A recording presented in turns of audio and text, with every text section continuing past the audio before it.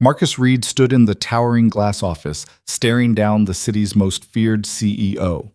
Vanessa Crown didn't ask. She commanded, "Marry me. 6 months. I'll pay whatever you need for your daughter's treatment." The word should have been a lifeline, but Marcus knew better. This wasn't charity. This was a chess game, and she thought he was just another pawn. What Vanessa didn't know was that the invisible man standing before her had been waiting years for someone exactly like her to make exactly this mistake. The board, the empire, the power plays. She handed him the keys to everything. And Marcus? He was about to burn it all down from the inside. If you're ready to see how a forgotten man dismantles an empire one calculated move at a time, stay with me until the end. Hit that like button and drop a comment with your city so I can see how far this story travels. The fluorescent lights in the basement accounting office hummed like dying insects. Marcus Reed sat hunched over his desk, squinting at spreadsheets that blurred together after 10 straight hours. His coffee had gone cold 3 times. The clock on the wall read 9:47 p.m. Everyone else had gone home hours ago. He rubbed his eyes and reached for his phone. 2 missed calls from the hospital. His chest tightened. Marcus dialed back immediately. The nurse answered on the second ring. "Mr. Reed, we've been trying to reach you." "I'm here. What happened?" "Chloe had another episode tonight. Her oxygen levels dropped significantly. Dr. Patel wants to discuss adjusting her treatment plan, but..." The nurse paused. "Mr. Reed, we need to talk about the outstanding balance. The finance department is flagging your account." Marcus closed his eyes. "How much time do I have?" "I'm not authorized to..." "How much time?" Another pause. 2 weeks. Maybe 3 if we can push it. But Mr. Reed, without the next round of treatment, I can't promise. I'll handle it." He hung up before she could finish. Marcus sat in the silence of the empty office, surrounded by other people's numbers, other people's wealth. He'd been counting money that wasn't his for 15 years. He'd watched executives buy third homes while he calculated how many meals he could skip to cover Chloe's medication. The math never worked. It never would. He packed up his things: the worn laptop bag, the thermos that leaked, the photo of Chloe from before she got sick. 8 years old in that picture, grinning with 2 missing front teeth. She was 12 now, and she hadn't smiled like that in years. The subway ride home took 40 minutes. Marcus stood pressed against the door, watching his reflection in the dark window. Gray had started creeping into his hair at 35. His suits came from discount stores and hung a little too loose. People's eyes slid past him on the street, in elevators, in meetings. He'd perfected the art of being nobody. It was safer that way. The apartment was dark when he got home. Their neighbor, Mrs. Chen, dozed in the recliner with the TV on mute. She looked up when he came in. "She's sleeping," Mrs. Chen whispered. "Barely touched her dinner, though. Said her stomach hurt." Marcus pulled out his wallet. "I'm sorry it's so late. I'll pay you for the extra hours." Mrs. Chen waved him off. "Put that away. That girl needs it more than I do." She gathered her things. "Marcus, I'm worried about her. She's getting thinner." "I know." "The medicine..." "I know." His voice came out sharper than he intended. "I'm sorry. I know." Mrs. Chen touched his arm. "You're doing your best. Don't forget that." After she left, Marcus stood in the doorway of Chloe's room. His daughter lay curled on her side, her breathing shallow and uneven. The medical equipment surrounded her bed like sentries: oxygen concentrator, medication pump, monitors that beeped softly through the night. She looked so small. Marcus sat on the edge of her bed and brushed hair from her forehead. Chloe stirred, eyes fluttering open. "Dad? Hey, sweetheart, go back to sleep. Did you eat dinner?" Always worried about him, even now. "I did. Mrs. Chen saved you some soup if you want it later." Chloe made a face. "Not hungry." "I know, but you need to try, okay?" She nodded, but they both knew it was a lie. Marcus watched her drift back to sleep, her hand small and cold in his. The medical bills sat in a stack on his desk in the other room. He didn't need to look at them to know the total. $87,000 and climbing. The insurance had maxed out 6 months ago. Marcus had sold everything that mattered: his car, his father's watch, the last family heirlooms his mother left him. He'd taken on 3 credit cards and maxed them all within weeks. He'd borrowed from every person who'd still take his calls. It wasn't enough. It would never be enough. He sat there until his legs went numb, then walked to his bedroom and opened the bottom drawer of his dresser. Under old t-shirts and forgotten socks, he found what he was looking for, a burner phone he'd kept for 8 years. Marcus turned it on and waited for it to boot up. One contact, one number. He stared at it for a long time. There were things Marcus had done before Chloe was born, things he'd walked away from when his wife died and left him with a newborn daughter, things he'd buried so deep he'd almost convinced himself they weren't real. But the people who knew those things, they remembered. Marcus typed out a message. Still active? The response came within minutes. Always. What do you need? He deleted the conversation and turned off the phone. Not yet. He'd find another way. He always found another way. The next morning arrived too soon. Marcus dressed in the dark, made coffee he wouldn't drink, and caught the early train downtown. The office building gleamed in the sunrise. 53 floors of steel and glass housing Crown Industries, one of the largest private equity firms on the East Coast. Marcus worked on the 4th floor. He'd never been above the 20th. His desk sat in a row of identical desks, gray dividers separating accountants who barely spoke to each other. Marcus logged into his computer and pulled up the quarterly reports he'd been reviewing. Numbers danced across the screen: profit margins, asset allocations, return projections. Read. Marcus looked up. His supervisor, Dale, stood by his desk with a folder. Dale had the permanently pinched expression of someone who'd spent 20 years in middle management and resented every minute of it. "Morning," Marcus said. "You're wanted upstairs, executive floor." Marcus blinked. "What?" "HR called down. You have a meeting at 10. Conference room A." Dale dropped the folder on his desk. "Don't know what it's about, but I'd update your resume if I were you. When they call you to the top floor, it's never good news." Marcus checked the time, 9:23 a.m. "Did they say who wants to meet?" Dale shrugged. "Above my pay grade. Good luck." The morning crawled by. Marcus tried to focus on work, but his mind spun through possibilities. Layoffs seemed most likely. The company had been restructuring for months. But why would they call him specifically? He was nobody, just another name on the payroll. At 9:55, Marcus took the elevator to the 52nd floor. The doors opened onto a different world.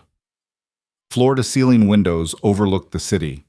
Original artwork hung on walls painted in sophisticated grays and whites. The furniture looked like it cost more than Marcus made in a year. A receptionist with perfect posture and a tablet directed him to conference room A. "Ms. Crown is running a few minutes behind. Please make yourself comfortable." Marcus froze. "Ms. Crown? Vanessa Crown?" "Yes. Can I get you water, coffee?" "No, thank you." The receptionist smiled politely and returned to her desk. Marcus stepped into the conference room. A table that could seat 20 stretched before him. One wall was entirely glass, offering a dizzying view of the city below. He sat in a chair halfway down the table, hands clasped on the surface. Vanessa Crown, CEO of Crown Industries. Net worth somewhere north of $3 billion. Marcus had seen her exactly twice in 15 years, both times from a distance, during company-wide meetings where she spoke from a podium and left before anyone could approach. What could she possibly want with him? The door opened at 10:14. Vanessa Crown walked in like she owned not just the room, but the air in it. Tall, sharp-featured, wearing a charcoal suit that probably cost what Marcus made in 6 months. Her dark hair was pulled back severely. She carried a tablet and nothing else. Behind her came a man Marcus didn't recognize. Late 50s, expensive suit, the kind of lawyer who billed by the minute. Vanessa sat at the head of the table. She didn't offer to shake hands, didn't smile, just fixed Marcus with eyes that could have cut glass. "Mr. Reed, thank you for coming." "I work here," Marcus said carefully. "I don't think I had much choice." The corner of her mouth twitched, almost a smile. "No, I suppose you didn't." She set the tablet aside. "I'm going to be direct because I don't have time for anything else. I need to get married." Marcus waited for the rest of the sentence. It didn't come. "I'm sorry?"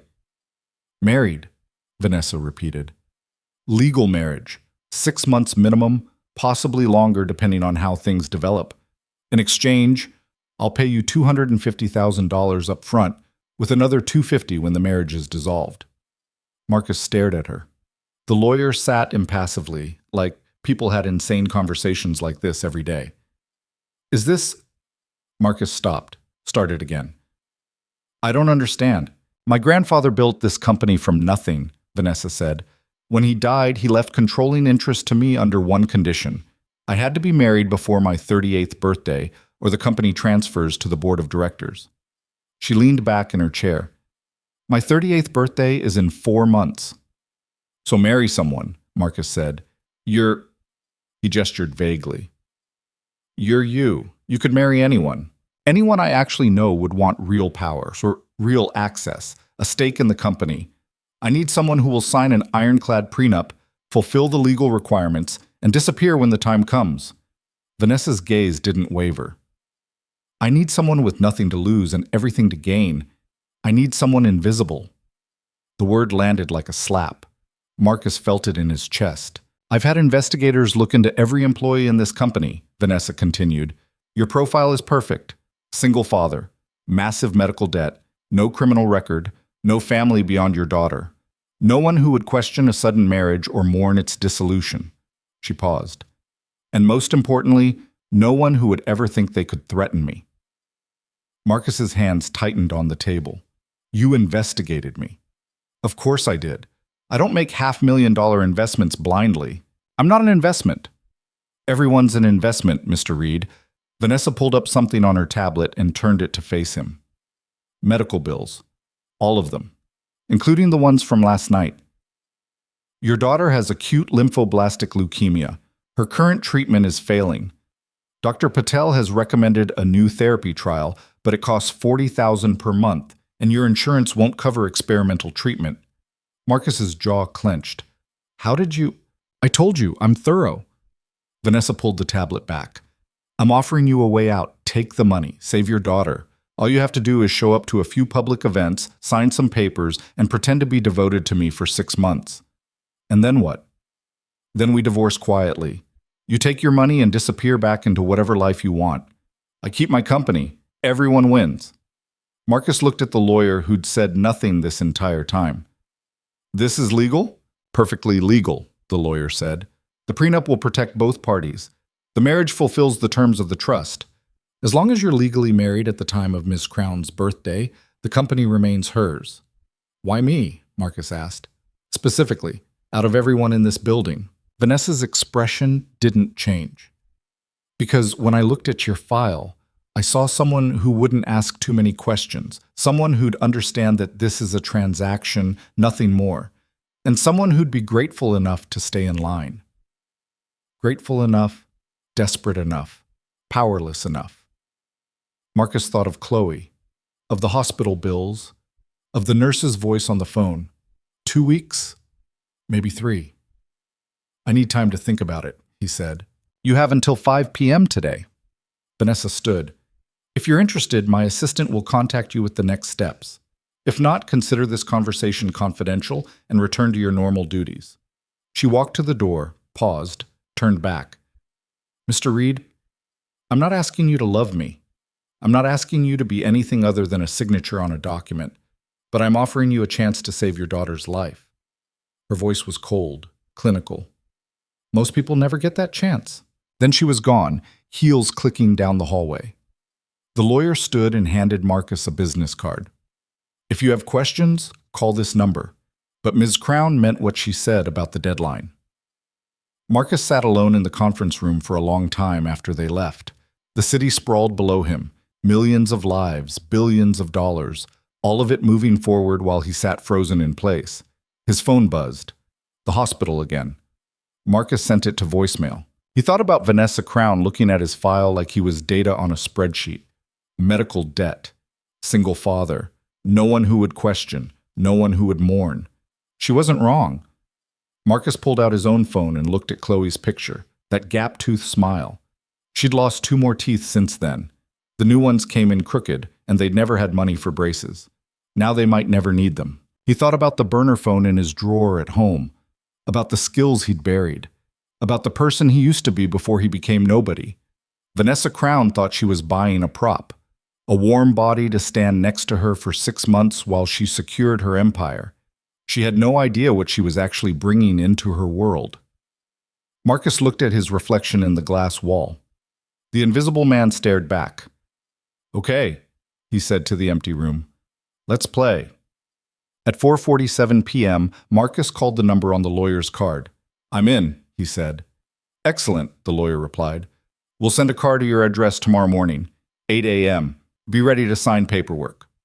What do I tell my daughter? The lawyer paused.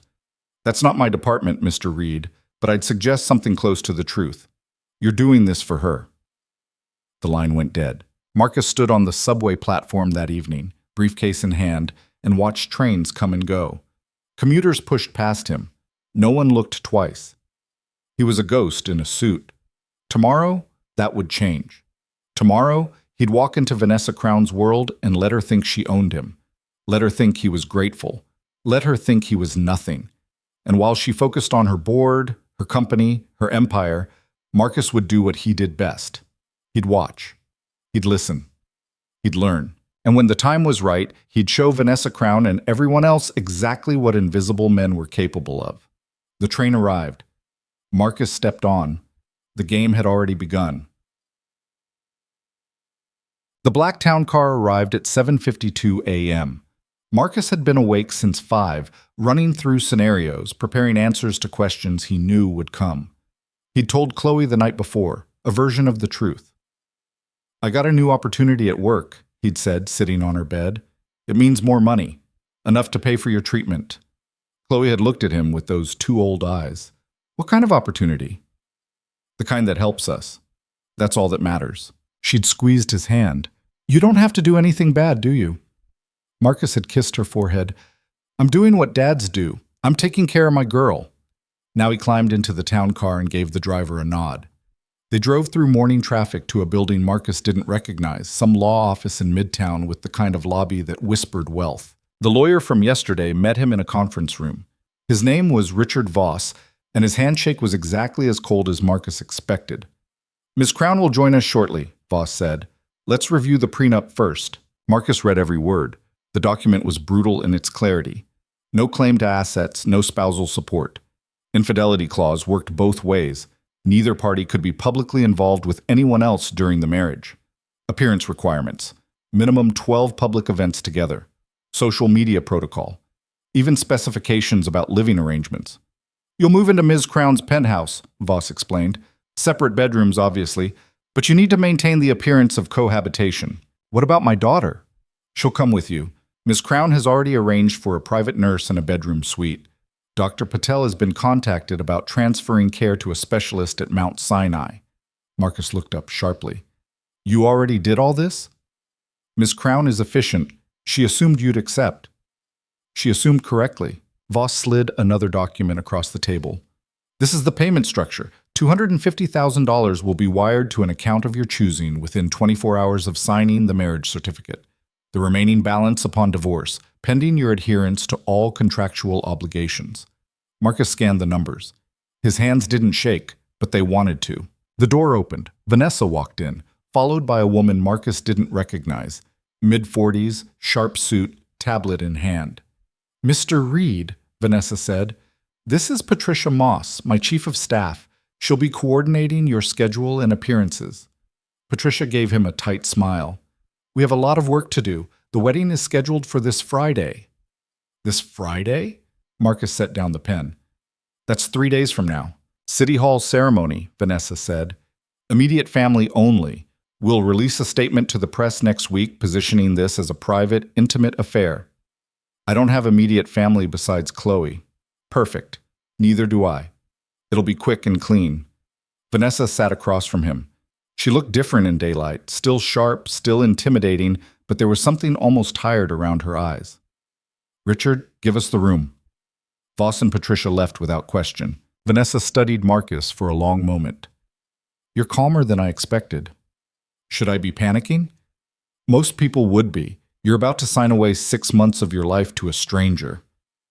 I'm about to save my daughter's life. Everything else is noise. Vanessa's expression flickered, something almost like respect. I need you to understand something, Mr. Reed.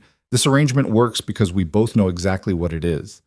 I don't need a partner. I don't need a friend. I need a legal husband who won't get in my way. Understood.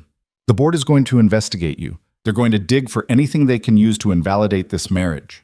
Your past, your finances, your relationships. If there's anything at all, that could jeopardize this arrangement, tell me now. Marcus thought about the burner phone, about the years before Chloe, about skills that had nothing to do with accounting. There's nothing, he said evenly. Vanessa held his gaze, searching. Then she nodded. Good. Because if you lie to me and it blows back on this company, the prenup has a clause that voids your payment entirely. You'll get nothing. Then I guess I better not lie. She almost smiled. Almost. Sign the documents. Move into the penthouse tomorrow. Patricia will send you a schedule. And Mr. Reed? Vanessa stood. Don't make me regret choosing you. I could say the same thing, Marcus replied. This time she did smile, cold and sharp. I don't do regret. Hope. Friday arrived faster than Marcus expected. He'd spent 2 days in a blur, packing their apartment, coordinating with movers, sitting through fittings for a suit he'd wear to his own fake wedding. Chloe had been quieter than usual, watching him with worried eyes. The penthouse was everything Marcus expected and nothing he'd prepared for. Floor-to-ceiling windows, rooms bigger than their entire old apartment. A nurse named Helen who introduced herself with the kind of professional warmth that cost extra. Chloe's new bedroom had its own bathroom, a hospital bed that didn't look like a hospital bed, and enough space for all the medical equipment without making the room feel claustrophobic. This is too much, Chloe had whispered when she first saw it. It's what you deserve, Marcus had replied. Now he stood in City Hall wearing a suit that actually fit, waiting next to a woman who looked at him like he was an acceptable inconvenience. Vanessa wore ivory, not white. She'd been specific about that. Her lawyer served as witness. A clerk Marcus didn't catch the name of performed the ceremony. The whole thing took 12 minutes. You may kiss the bride, the clerk said. Vanessa turned to Marcus. They looked at each other. She leaned in, gave him the briefest touch of lips to lips, pulled back. It felt exactly like what it was. A legal requirement, nothing more. Congratulations, Richard Voss said dryly. They signed the certificate, took one photo for the official record. Vanessa checked her watch. I have a board meeting at 3, she said. Patricia will have talking points for when we release the news. Memorize them. Romantic, Marcus said. Vanessa gave him a look that could have frozen water. Romance wasn't part of the contract, Mr. Reed. It's Marcus now, or husband. Take your pick. She turned and walked away without answering, heels clicking on marble. Voss handed Marcus an envelope. First payment, wired this morning as promised. Marcus opened his phone and checked his account. The number looked fake. It didn't feel real. What happens now? He asked. Now? Voss packed up his briefcase. Now you play the part, and hope the board doesn't find a way to destroy both of you in the process. The penthouse felt emptier at night. Marcus wandered the halls after Chloe fell asleep, Helen keeping watch in the next room. He'd never lived anywhere like this, never walked on floors that cost more per square foot than he used to make in a month. He found Vanessa in her office, a corner room with windows on 2 walls and enough screens to run a small country. She didn't look up when he entered. Chloe settled in okay? She asked, typing something. Yeah, she loves the room. Helen is good with her. Helen was a PICU nurse for 15 years. She's the best. Marcus leaned against the doorframe. Why are you doing this? Really? Vanessa stopped typing, looked at him. Doing what? All of this. The nurse, the specialist. You could have just put me in a guest room and called it done. Why actually help Chloe? Because a man whose daughter is suffering won't focus on his job. And your job is to be my husband without complication. Healthy daughter, less complication. She turned back to her screens. It's practical, not altruistic. Right. Of course. Marcus started to leave. My mother died when I was 7, Vanessa said quietly. He stopped. Cancer. Aggressive. By the time they caught it, there was nothing anyone could do. Vanessa's voice was flat, controlled. My father spent every dollar we had trying to save her anyway. It didn't work. She died, and we went bankrupt. My grandfather had to rebuild everything from scratch. She glanced at Marcus. So yes, I'm helping your daughter. But don't mistake efficiency for kindness. Noted, Marcus said. He left her there, surrounded by screens and silence. Back in his own room, Marcus took out the burner phone, turned it on, looked at the single contact again. The message was still there, waiting. Always. What do you need? Marcus stared at it for a long time. Then he typed, information. Deep background on Crown Industries board members. Everything they don't want anyone to know. The response came fast. This will cost you. Marcus thought about Vanessa, about the board circling her like sharks, about the board meeting she'd rushed off to like she was walking into battle. I can afford it now, he typed back. Get started. He deleted the conversation, turned off the phone, sat in the dark.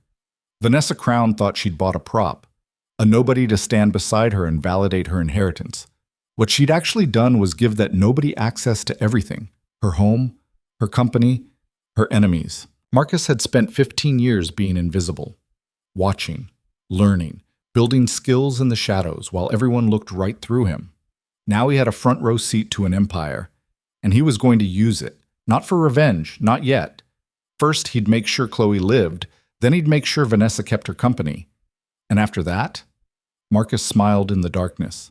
After that, everyone who'd ever looked through him, dismissed him, treated him like he was nothing. They were going to learn exactly what nothing could do when it finally decided to be seen. The game had begun, and Marcus Reed was playing to win. The press release went out on Monday morning. By noon, Marcus's phone had 17 missed calls from people he hadn't spoken to in years. He ignored all of them. The headlines were predictable. Mystery Man marries billionaire CEO. Vanessa Crown's secret wedding. Who is Marcus Reed? Business journals ran his employee photo, the one from his ID badge where he looked tired and forgettable. Social media did what it always did, turning strangers into experts overnight. Marcus sat in Vanessa's home office, watching it unfold on her wall of screens. She stood by the window, phone pressed to her ear, her voice cold and clipped. I don't care what the speculation is, Robert. The marriage is legal and binding. Tell the board I'll see them Thursday. She hung up without waiting for a response. That was smooth, Marcus said. Robert's been on the board for 20 years. He thinks longevity equals authority. Vanessa turned from the window. He's wrong. Is he the problem? He's one of several problems. She crossed to her desk and pulled up a file on the main screen. The board consists of 7 members. 3 are loyal to me. 2 are neutral but can be swayed. The remaining 2 would sell me out in a heartbeat if they thought they could get away with it. Marcus studied the photos. Robert Chen, silver-haired, expensive suit, the kind of smile that never reached his eyes. The other was a woman named Margaret Foss, late 50s, with the severe expression of someone who'd spent decades in boardrooms where being liked was weakness. What do they want? Marcus asked. Control. My grandfather structured the trust so that I'd have final say on all major decisions. Robert and Margaret have been trying to change that for years. If they can prove this marriage is fraudulent, the company defaults to the board and they get exactly what they want. So they're going to investigate me. They already are. Vanessa pulled up another screen. Background check results. Credit reports. Employment history. Everything laid out like an autopsy. They've hired a private investigator, former FBI. He's good. Marcus leaned forward, scanning the information. Most of it was accurate. The debt, the job history, the apartment in Queens. But there were gaps. Deliberate gaps. Years where the records went thin. What is he looking for? Marcus asked carefully. Anything that proves we're not a real couple. Prior relationships. Conflicts of interest. Criminal history. Affairs. Vanessa glanced at him. Is there anything he's going to find? Marcus thought about the burner phone. About the message he'd sent. About the life he'd walked away from that left almost no paper trail because that had been the entire point. Nothing that matters, he said. Vanessa's eyes narrowed slightly. That's not the same as nothing. Everyone has a past. Mine doesn't affect this arrangement. She studied him for a long moment, then nodded. Fine, but if something surfaces, I need to know before the board does. Understood? Understood. Patricia appeared in the doorway, tablet in hand. We have a problem. Someone leaked photos of the penthouse to page 6. They're running a piece about Marcus moving in with Chloe. Vanessa's jaw tightened. Let me see. Patricia turned the tablet around. The photos were grainy but clear enough. The building exterior, the lobby, even a shot through the windows showing the living room. The headline read, Cinderella Story or Calculated Move. inside Vanessa Crown's whirlwind marriage. How did they get these? Vanessa demanded. Could be anyone. Doorman, neighbor, someone in the building. Patricia scrolled through the article. They're already speculating about the age gap, the sudden marriage, your grandfather's trust, and they're asking questions about Chloe. Marcus stood. What kind of questions? Health records are private, but they know she's been in and out of the hospital. They're positioning you as a desperate father who married for money. Patricia looked at Vanessa. We need to get ahead of this. Schedule an interview, Vanessa said immediately. Something exclusive. I'll control the narrative.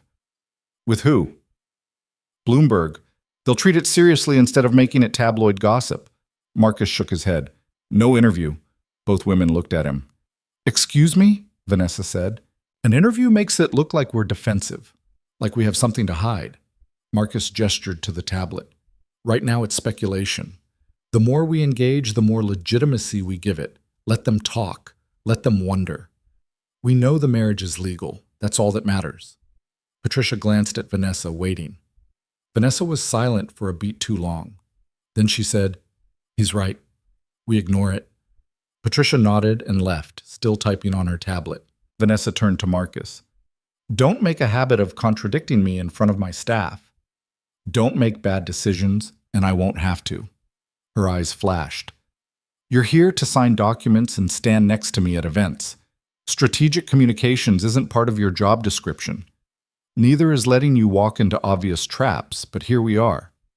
They stared at each other. The tension in the room could have bent steel. Finally, Vanessa exhaled slowly. You have a point about the interview, but next time we discuss it privately first. Agreed. She walked past him toward the door, then paused. You're more than I expected, Marcus Reed. Is that good or bad? I haven't decided yet. After she left, Marcus returned to the screen, studying the board members' faces. Robert Chen, Margaret Foss, 3 loyalists, 2 fence-sitters. He pulled out his phone and took photos of each profile, committing names and details to memory. His burner phone sat in his pocket, waiting. The information he'd requested wouldn't arrive instantly, but when it did, Marcus would know everything about these people.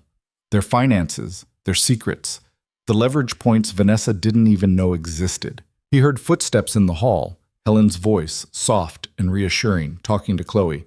Marcus left the office and found them in the living room. Chloe sat curled on the massive couch, looking small against the expensive fabric. Helen was showing her something on a tablet. Hey, sweetheart, Marcus said. How are you feeling? Chloe looked up. She'd lost more weight in the past week. The new treatment hadn't started yet. Dr. Patel wanted her stabilized first. Tired. But Helen showed me pictures of the hospital where I'll go for treatment. It looks nice. It's one of the best in the country, Helen added. Dr. Reyes is the specialist. I worked with her before.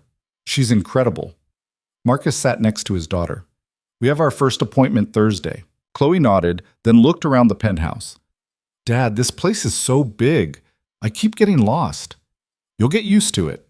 Do we really get to stay here? Like, actually stay? Marcus pulled her close. Yeah, baby, we really do. Is she nice, Vanessa? Marcus thought about how to answer that. She's complicated, but she's giving us a chance. That's what matters. Chloe was quiet for a moment. People at my old school used to talk about families like this. Rich people. I never thought we'd be around them. We're not really part of it. We're just visiting. It doesn't feel like visiting. It feels like pretending. Marcus didn't have an answer for that, because she was right. Everything about this was pretending. But if pretending kept her alive, he'd wear whatever mask necessary. Helen excused herself, giving them space. Chloe leaned against Marcus, her breathing shallow.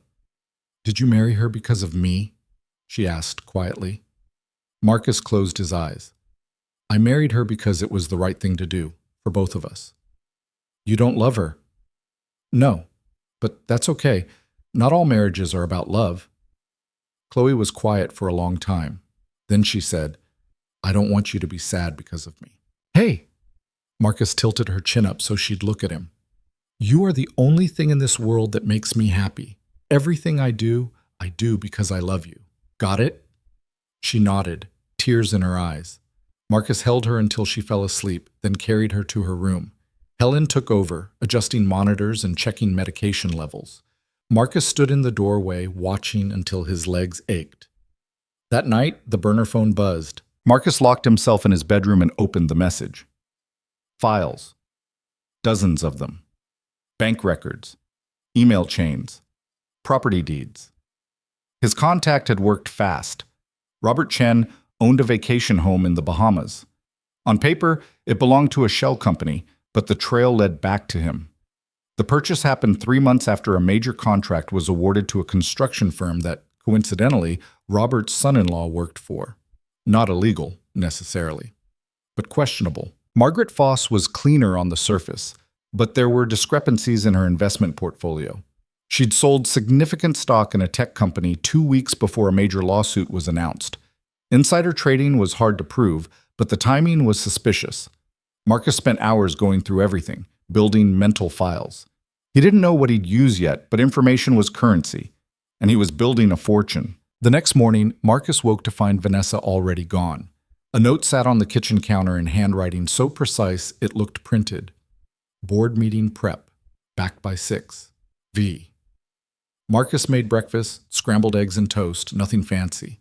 Chloe pushed the food around her plate without eating much. Her appetite had been gone for weeks. Just a few bites, Marcus coaxed. You need your strength for the appointment tomorrow. I'm not hungry, Dad. I know, but try anyway. She managed 3 forkfuls before giving up. Marcus didn't push it.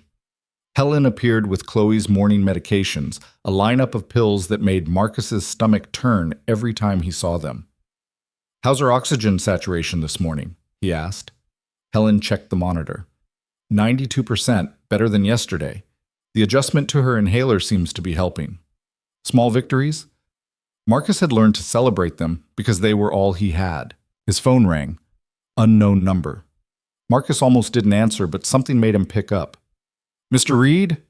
A man's voice. Professional. Cold. My name is David Sharp. I'm conducting a background investigation on behalf of Crown Industries Board of Directors.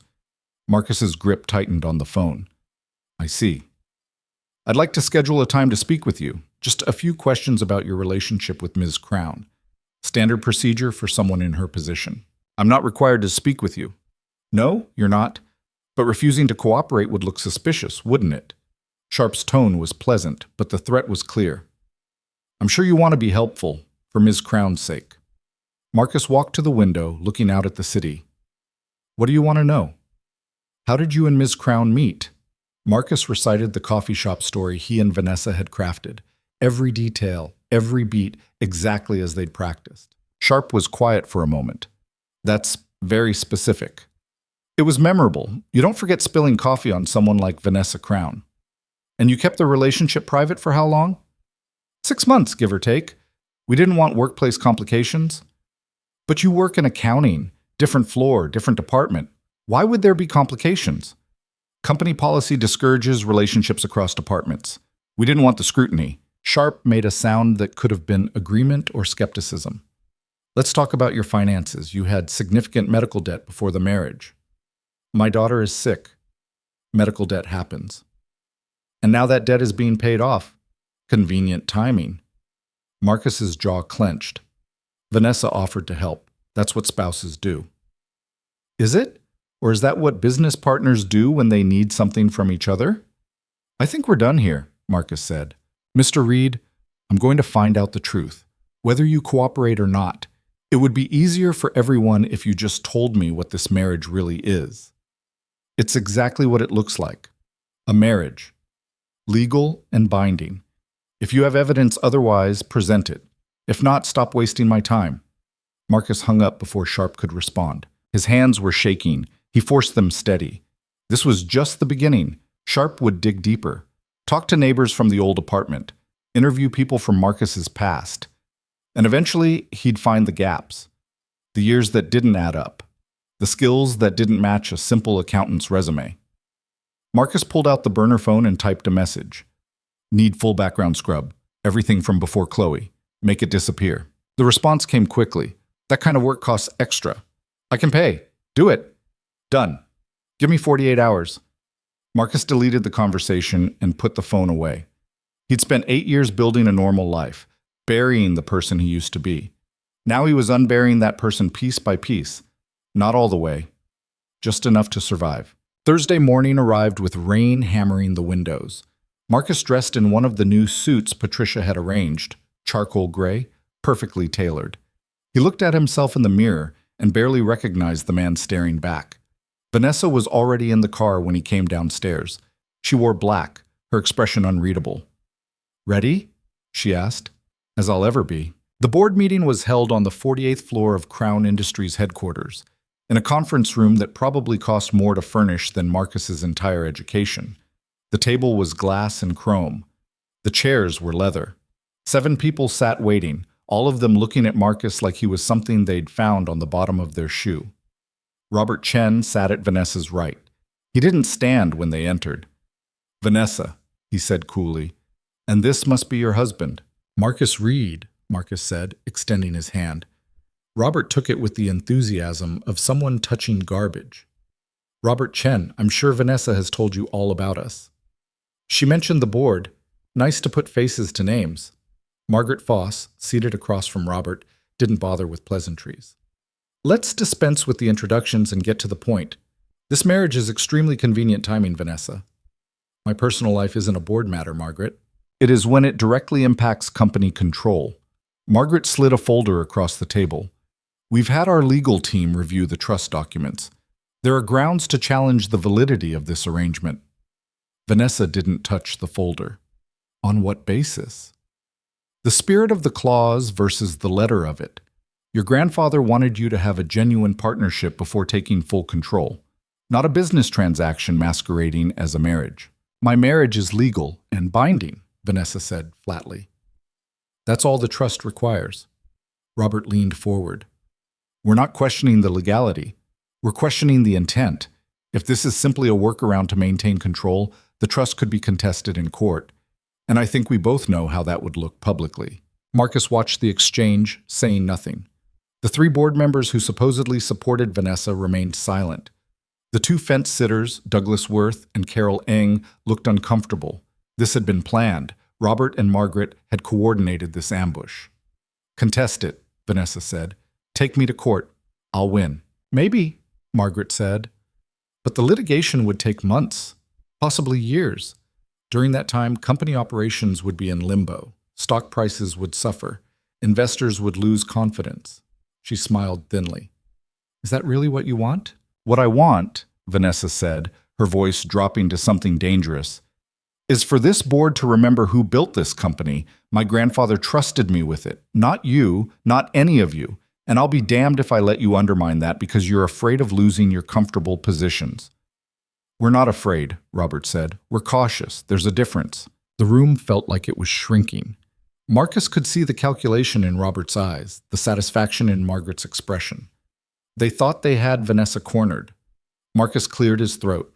Every eye turned to him. "Can I ask a question?" he said. "By all means," Robert said, his tone dripping condescension. "What would you need to be satisfied this marriage is legitimate?" Margaret blinked. "Excuse me? You're questioning intent. Fine. What evidence would put those questions to rest?" Robert and Margaret exchanged glances. They hadn't expected him to engage. "I suppose," Robert said slowly, "we'd need to see that this isn't simply a transactional arrangement, that there's genuine investment in the relationship." "Like what? Joint bank accounts? Public appearances? Time spent together?" "All of those things would help," Margaret said carefully. Marcus nodded. "Then that's what you'll get. Vanessa and I will make joint financial decisions. We'll attend events together. We'll demonstrate that this marriage is exactly what it appears to be, a genuine partnership." He looked at Vanessa. "Right?" Vanessa's expression was carefully neutral. "Of course." "Good," Marcus said, turning back to the board. "Then we're done here. You'll have your proof. And when you do, I expect this conversation won't happen again." The room was silent. Finally, Douglas Worth spoke up. "That seems reasonable. I don't see any need for litigation if Mr. Reed and Vanessa are willing to demonstrate the legitimacy of their marriage." Carol Eng nodded slowly. "Agreed. Let's table this discussion for now and revisit in 3 months. Robert's jaw tightened. Margaret looked like she'd swallowed glass, but they were outvoted and they knew it. Fine, Robert said. 3 months, but we'll be watching closely. I wouldn't expect anything less, Vanessa said coldly. The meeting adjourned. Marcus followed Vanessa out, feeling 7 pairs of eyes burning into his back. In the elevator, Vanessa turned to him. What the hell was that? That was me keeping you out of court.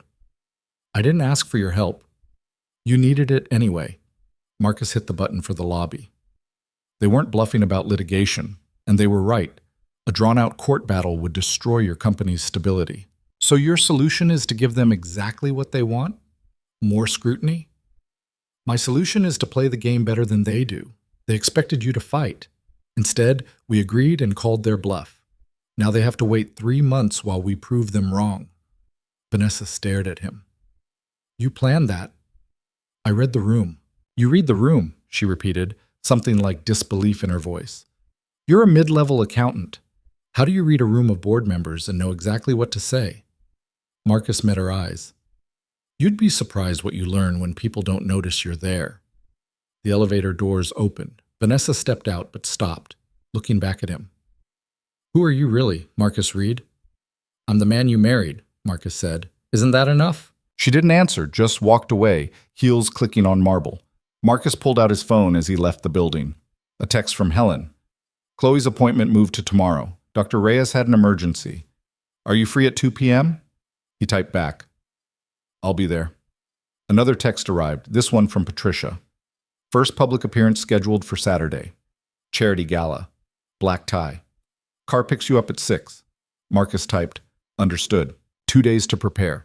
2 days to make sure their story was bulletproof. 2 days to become the couple everyone expected to see. That evening, Marcus found Vanessa in her office again, surrounded by screens and spreadsheets. She looked exhausted. We need to talk about Saturday, he said. Patricia sent you the details. I know, but I need to know what you expect from me. Vanessa finally looked at him. What I expect is for you to stand next to me, smile when appropriate, and not embarrass me in front of 300 people who will be watching our every move. That's it? What else would there be? Marcus leaned against the desk. They're going to ask questions about how we met, how long we've known each other, why we got married so quickly. We need our story straight. Vanessa paused. He was right, and she knew it. Fine, she said. We met at a company event 6 months ago. Hit it off? Kept it private because we didn't want workplace gossip. The engagement was quick because when you know, you know. That's terrible. Excuse me? It's too vague, too convenient. People will see through it. Marcus crossed his arms. Here's what we say. We met in the building's coffee shop. I spilled coffee on your jacket. You were furious. I apologized profusely. A week later, you saw me again and I bought you coffee to make up for it. We started talking. Realized we had more in common than we thought. It took months before it became anything serious. Vanessa stared at him. That's specific. Specific is believable. Vague makes people suspicious. And the quick engagement? Your grandfather's illness gave you perspective on what matters. I had Chloe to think about. Neither of us wanted to waste time. Vanessa was quiet, considering. You're good at this. At lying. I'm good at survival. Sometimes they're the same thing. She turned back to her screens, but Marcus caught something in her expression. Uncertainty, maybe. Or reassessment. We'll use your version, she said finally, but we need to practice. If our stories don't match perfectly, people will notice. When? Tonight, after Chloe goes to sleep. Marcus nodded and left her to her work. Later, after Helen had settled Chloe for the night and the penthouse had gone quiet, Marcus found Vanessa waiting in the living room. She'd changed into comfortable clothes, the first time he'd seen her in anything other than business attire. She looked younger, almost vulnerable. Coffee shop, she said without preamble. What was I wearing? Charcoal suit, white blouse. You were on your phone, not paying attention. I was carrying 2 cups because I was bringing one to a colleague. We collided. What did I say? Are you serious right now? Very cold, very angry. And you? I'm so sorry. Please send me the cleaning bill. I gave you my business card even though you clearly weren't going to use it. Vanessa smiled slightly. But I did use it. A week later, you called, said you'd looked me up, saw I worked in the building, decided to test if I was actually sorry or just talking. And you bought me coffee. Overpriced latte, extra shot. You complained about the foam. She laughed, actually laughed. Marcus realized he'd never heard that sound from her before. This is insane, she said, making up a meet cute for a fake marriage. It's not fake if it keeps you from losing your company. Vanessa's smile faded. Is that what you think this is about, just the company? Isn't it? She was quiet for a long moment. My grandfather built Crown Industries from nothing. He was brilliant, ruthless when he needed to be, but fair. When my father failed at everything he touched, my grandfather gave me a chance, taught me everything, believed in me when no one else did. Her voice went soft. Before he died, he told me the company wasn't just business, it was legacy. It was proof that people like us, people who started with nothing, could build something that mattered. And the board wants to take that away. They want to turn it into something safe, predictable. They'd rather protect their positions than take risks. My grandfather would hate what they do to his company. Marcus understood legacy, understood fighting for something bigger than yourself. Then we don't let them win. Vanessa looked at him, really looked at him, and Marcus saw something shift in her expression. Why do you care? This isn't your fight. You made it my fight when you offered me that deal. Besides, Marcus shrugged, I don't like bullies, and Robert Chen is definitely a bully. You noticed that, did you? Hard to miss. They talked for another hour, building their story, adding details, making it bulletproof. The coffee shop encounter. Their first real conversation. The moment Vanessa realized Marcus wasn't like the other men who'd tried to impress her. The night he told her about Chloe, and she understood why he kept his life so private. Every piece fit together, like they were describing something that had actually happened. What about physical affection? Vanessa asked suddenly. People will expect to see us touch, hold hands, that sort of thing. Marcus hadn't thought about that. We should probably practice that too. Practice holding hands. It'll look awkward if we've never done it before. Vanessa extended her hand. Marcus took it. Her palm was cool, fingers delicate but strong. They sat there on the couch, hands linked, both staring straight ahead like teenagers at a school dance. This is ridiculous, Vanessa said. Completely ridiculous, Marcus agreed, but neither of them let go. After a moment, Vanessa said, we should try the other things. Casual touches, the kind couples do without thinking. She leaned into him slightly. Marcus put his arm around her shoulders. It felt strange and forced, but also somehow not terrible. Saturday's going to be rough, Vanessa said quietly. These people can smell weakness. They'll push every boundary, ask invasive questions, try to catch us in contradictions. Then we'll give them nothing to work with. Vanessa was silent for a moment. Then she pulled away, standing. Thank you for today, for the board meeting. You didn't have to speak up. Yes, I did. That's the deal, remember? I stand next to you. That means I back you up when it counts. She nodded slowly. Good night, Marcus. Good night. After she left, Marcus sat in the silent living room, looking out at the city. Lights stretched to the horizon.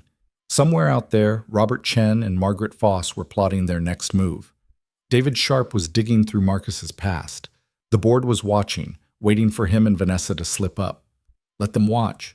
Let them dig. Marcus pulled out the burner phone one more time. Another message had arrived with additional files. More dirt on the board members. More leverage. He read through everything, memorizing details. Douglas Worth had a mistress. Carol Eng's son had been in rehab twice. Even the loyalists had secrets, financial missteps, questionable decisions, relationships they'd rather keep quiet. Everyone had something to hide. Marcus saved it all, backed it up, encrypted it. This wasn't just about surviving anymore. This was about winning. And Marcus Reed was very good at winning when people underestimated him.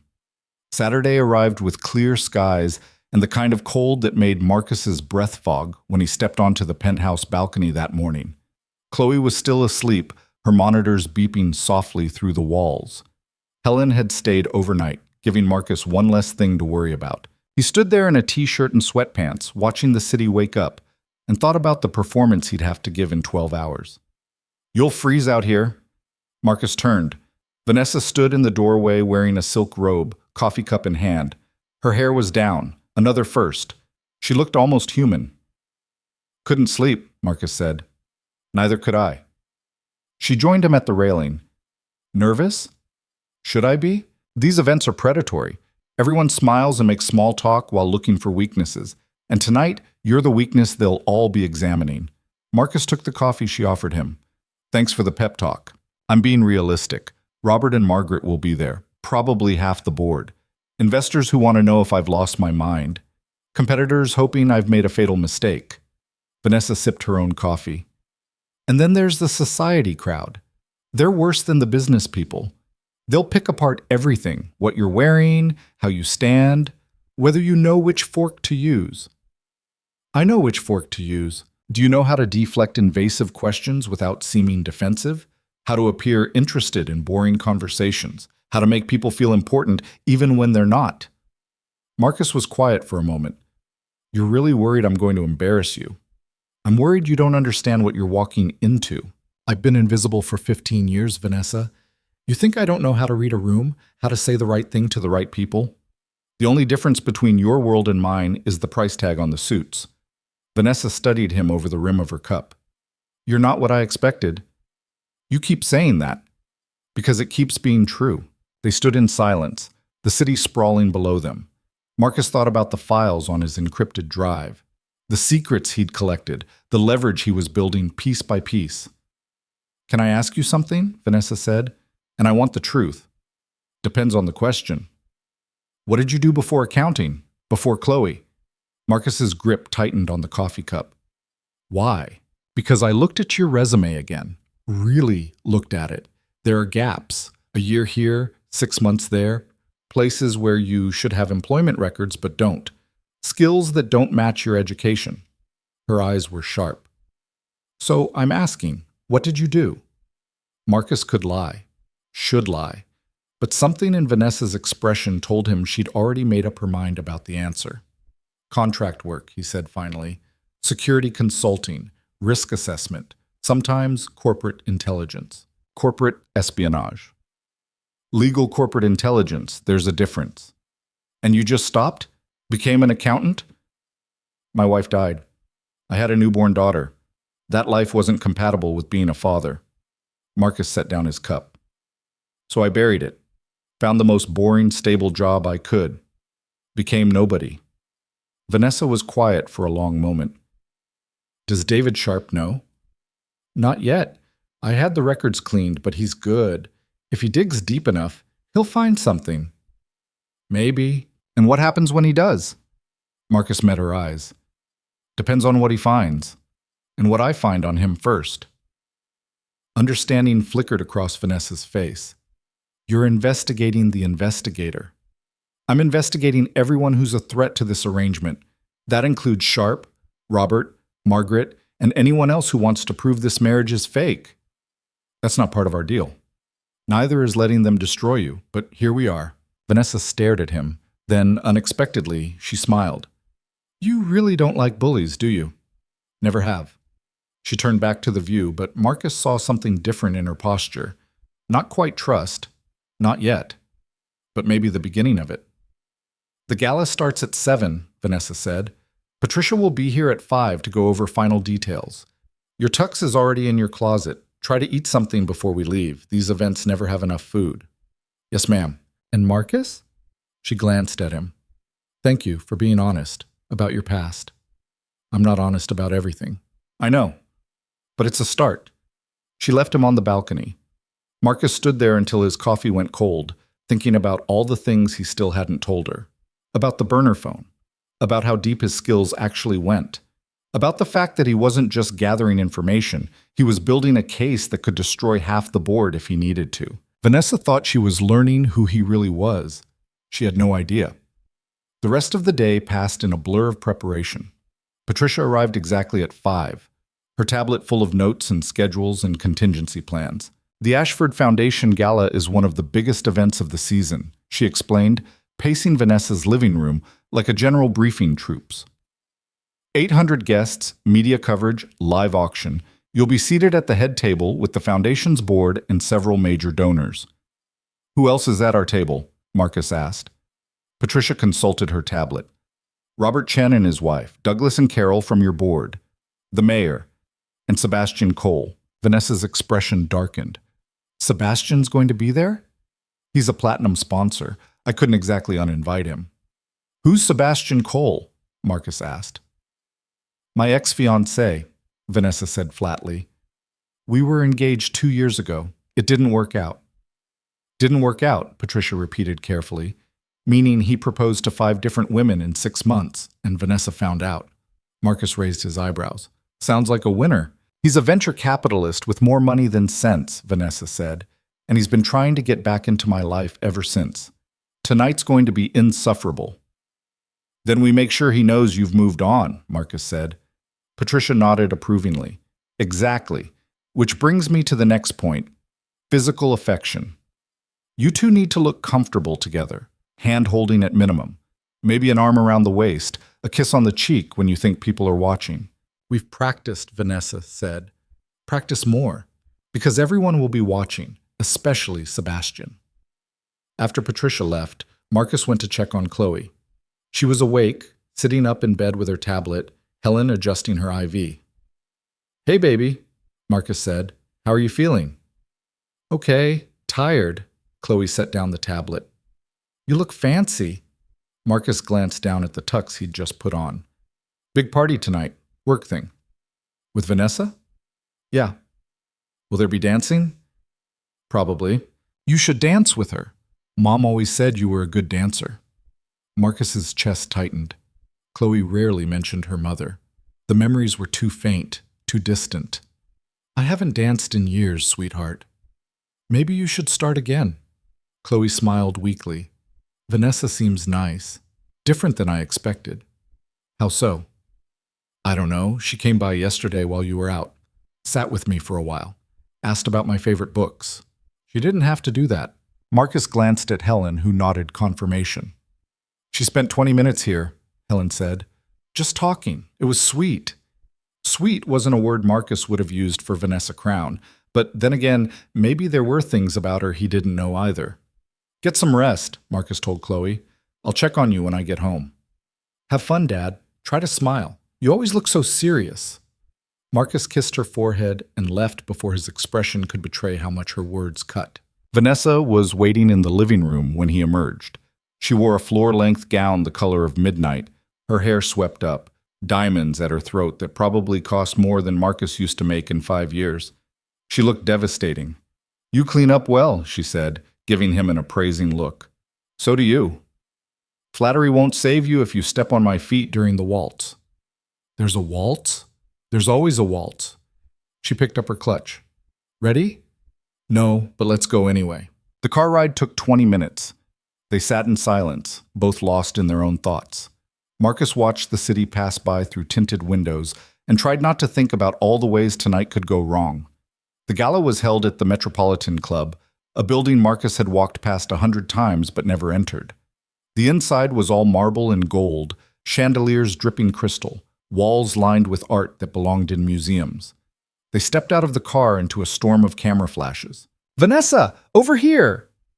Miss Crown, who's your date? Is this your new husband? Vanessa's hand found Marcus's. Her grip was tight, almost painful. They walked the red carpet together, stopping for photos, Vanessa's smile never wavering. Just smile and keep moving, she murmured. Don't answer questions. They made it inside. The main ballroom was already packed. Men in tuxedos, women in gowns, servers circulating with champagne and hors d'oeuvres. A string quartet played something classical in the corner. Vanessa! A woman in red descended on them immediately. Late 40s, too much jewelry, smile like a barracuda. Catherine, Vanessa said smoothly, lovely to see you. And this must be the mysterious Marcus Reed. Catherine's eyes raked over him. How exciting! You must tell me everything. How did you two meet? Coffee shop, Marcus said easily. I spilled coffee on her. It was mortifying.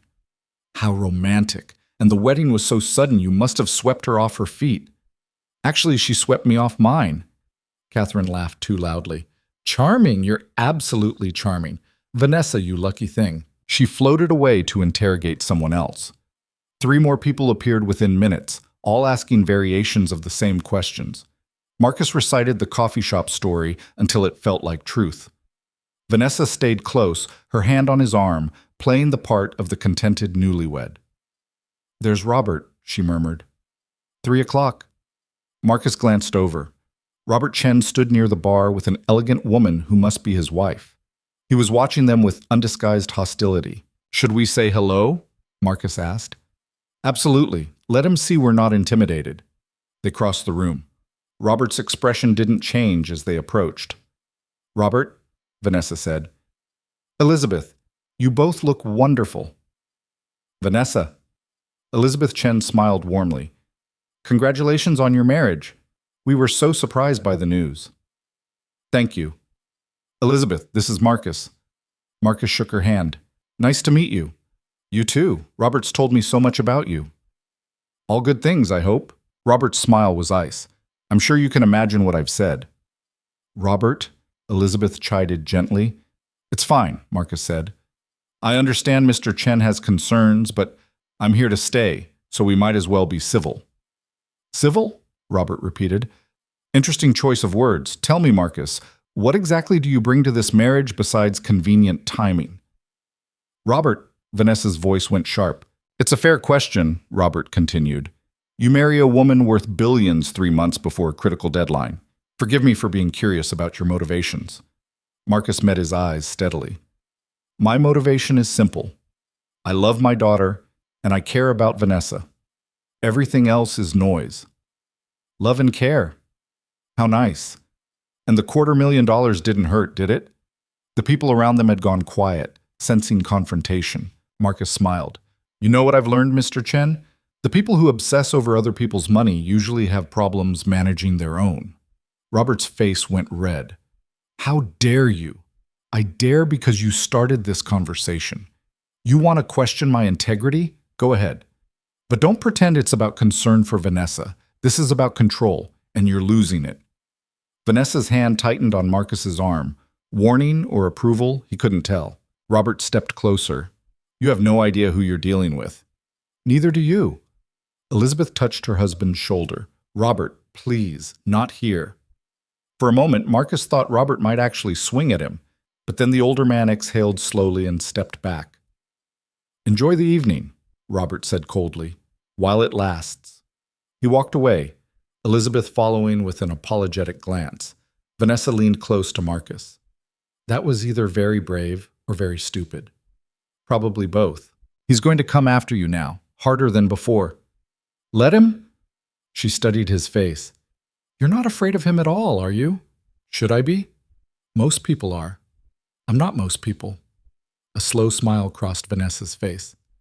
"No, you're really not." Dinner was announced.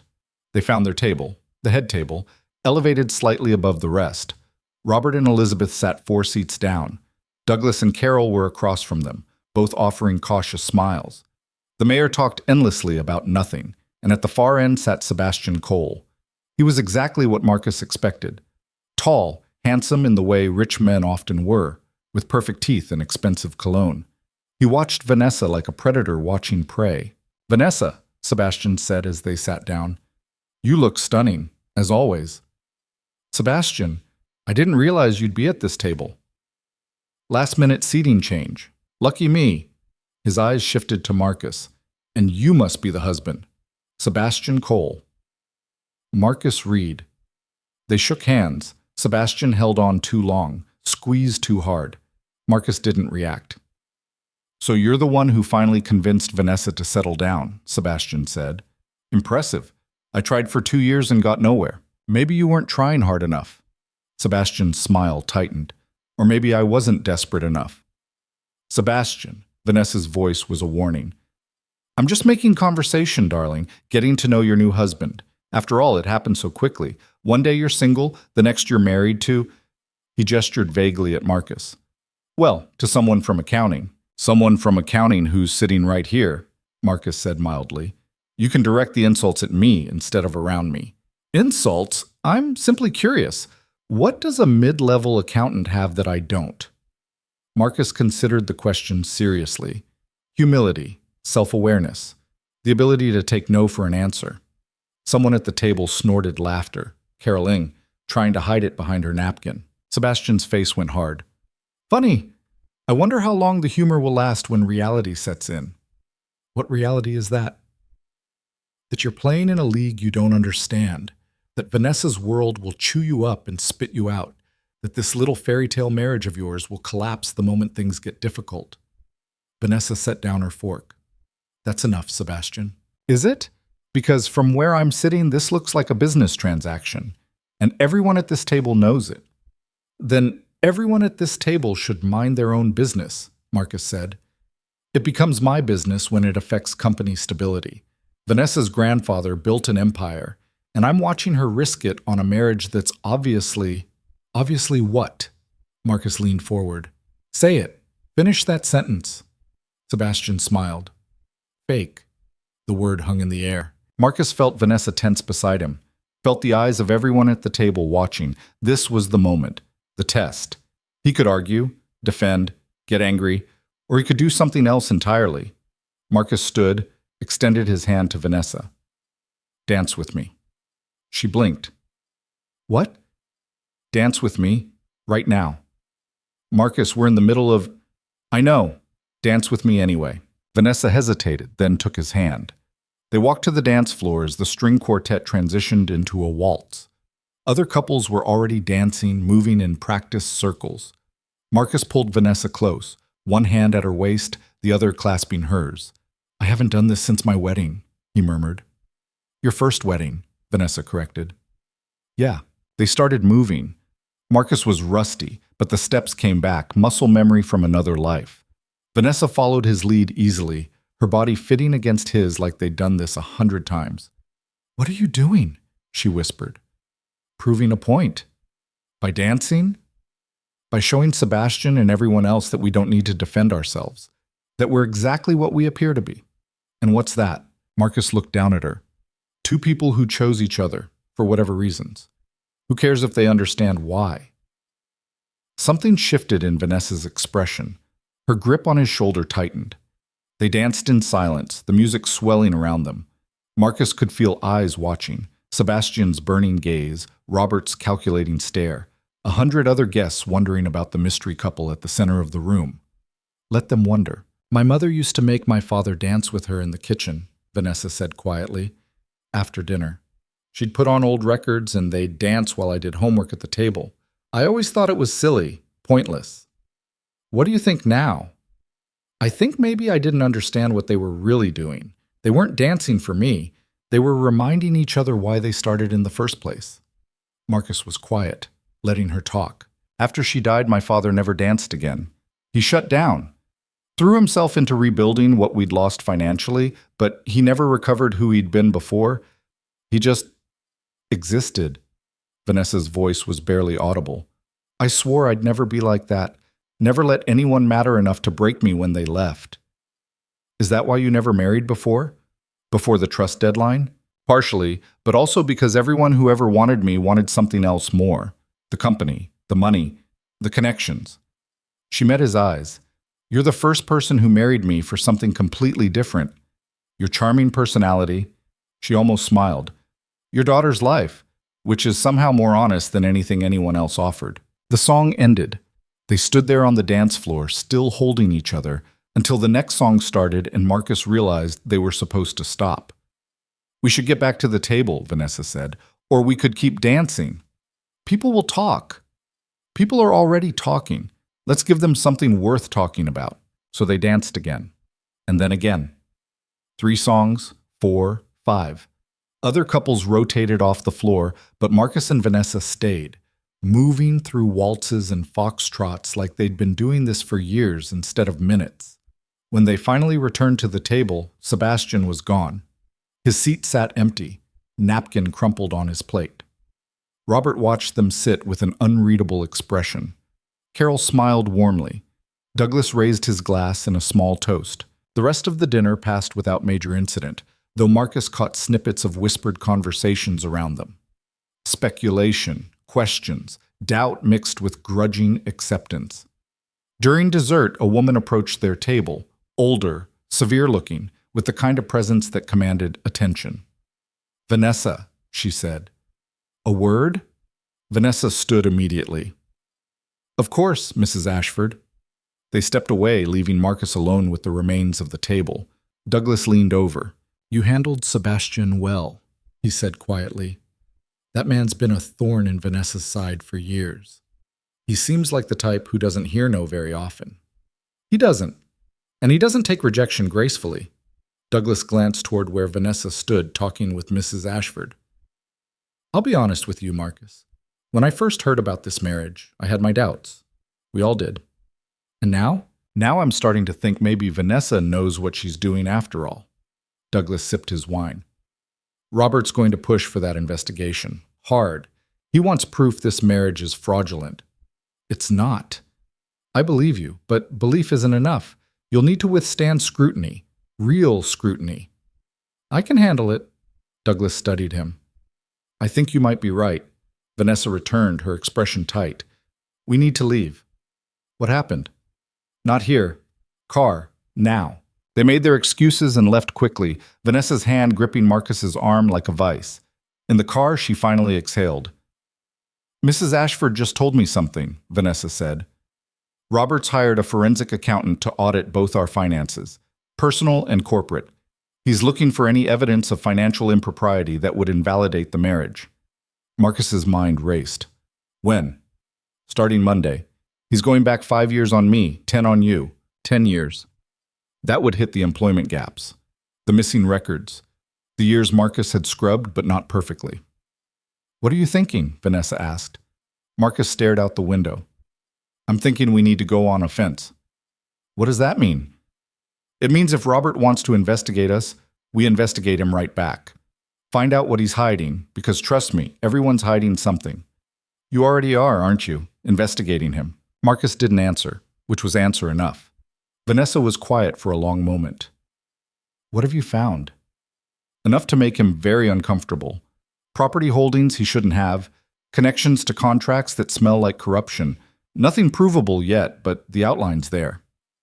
"And you were planning to tell me when?" "When I had something solid. When I could walk into your office and give you ammunition, not speculation." Vanessa leaned back against the seat. "You're more than an accountant. You're more than corporate intelligence. You're something else entirely, aren't you?" Marcus met her eyes. "I'm whatever I need to be to protect what matters. Right now, that's my daughter and this arrangement.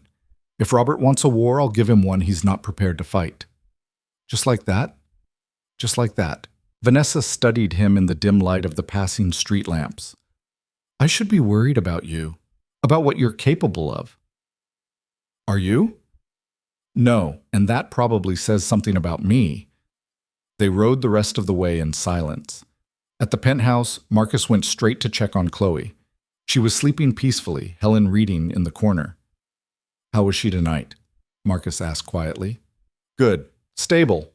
She asked about you twice, wanted to know if you were having fun." "Tell her I was when she wakes up." Marcus returned to the living room to find Vanessa pouring 2 glasses of scotch. She handed him one. "To surviving our first public appearance," she said. They drank. The scotch burned going down. "Sebastian was right about one thing," Vanessa said. "This world will try to chew you up. It's what it does. The question is whether you can survive it. I've survived worse. Have you?" Marcus thought about the years after his wife died. Alone with a newborn, no money, no support, nothing but debt and desperation. He'd survived by becoming invisible, by burying every skill that made him useful in his old life and becoming someone forgettable. "Yeah," he said. "I have." Vanessa set down her glass. "The forensic audit starts Monday. We have 48 hours to prepare. I need to know everything they might find. Everything. No surprises. There's nothing in my finances that will raise flags. The medical debt is documented. The payments are clean. What about the employment gaps?" "Handled. The records have been scrubbed and replaced with contract work that checks out on paper." "And if they dig deeper?" "They won't find anything. I made sure of it." Vanessa looked at him for a long moment. "You scare me a little, Marcus Reed." "Good. Maybe that means Robert will be scared too." She almost smiled. "Maybe." Later, after Vanessa had gone to bed, Marcus sat in the dark living room with his burner phone. A new message waited. Sharp's found something. Your employment gap from 2013.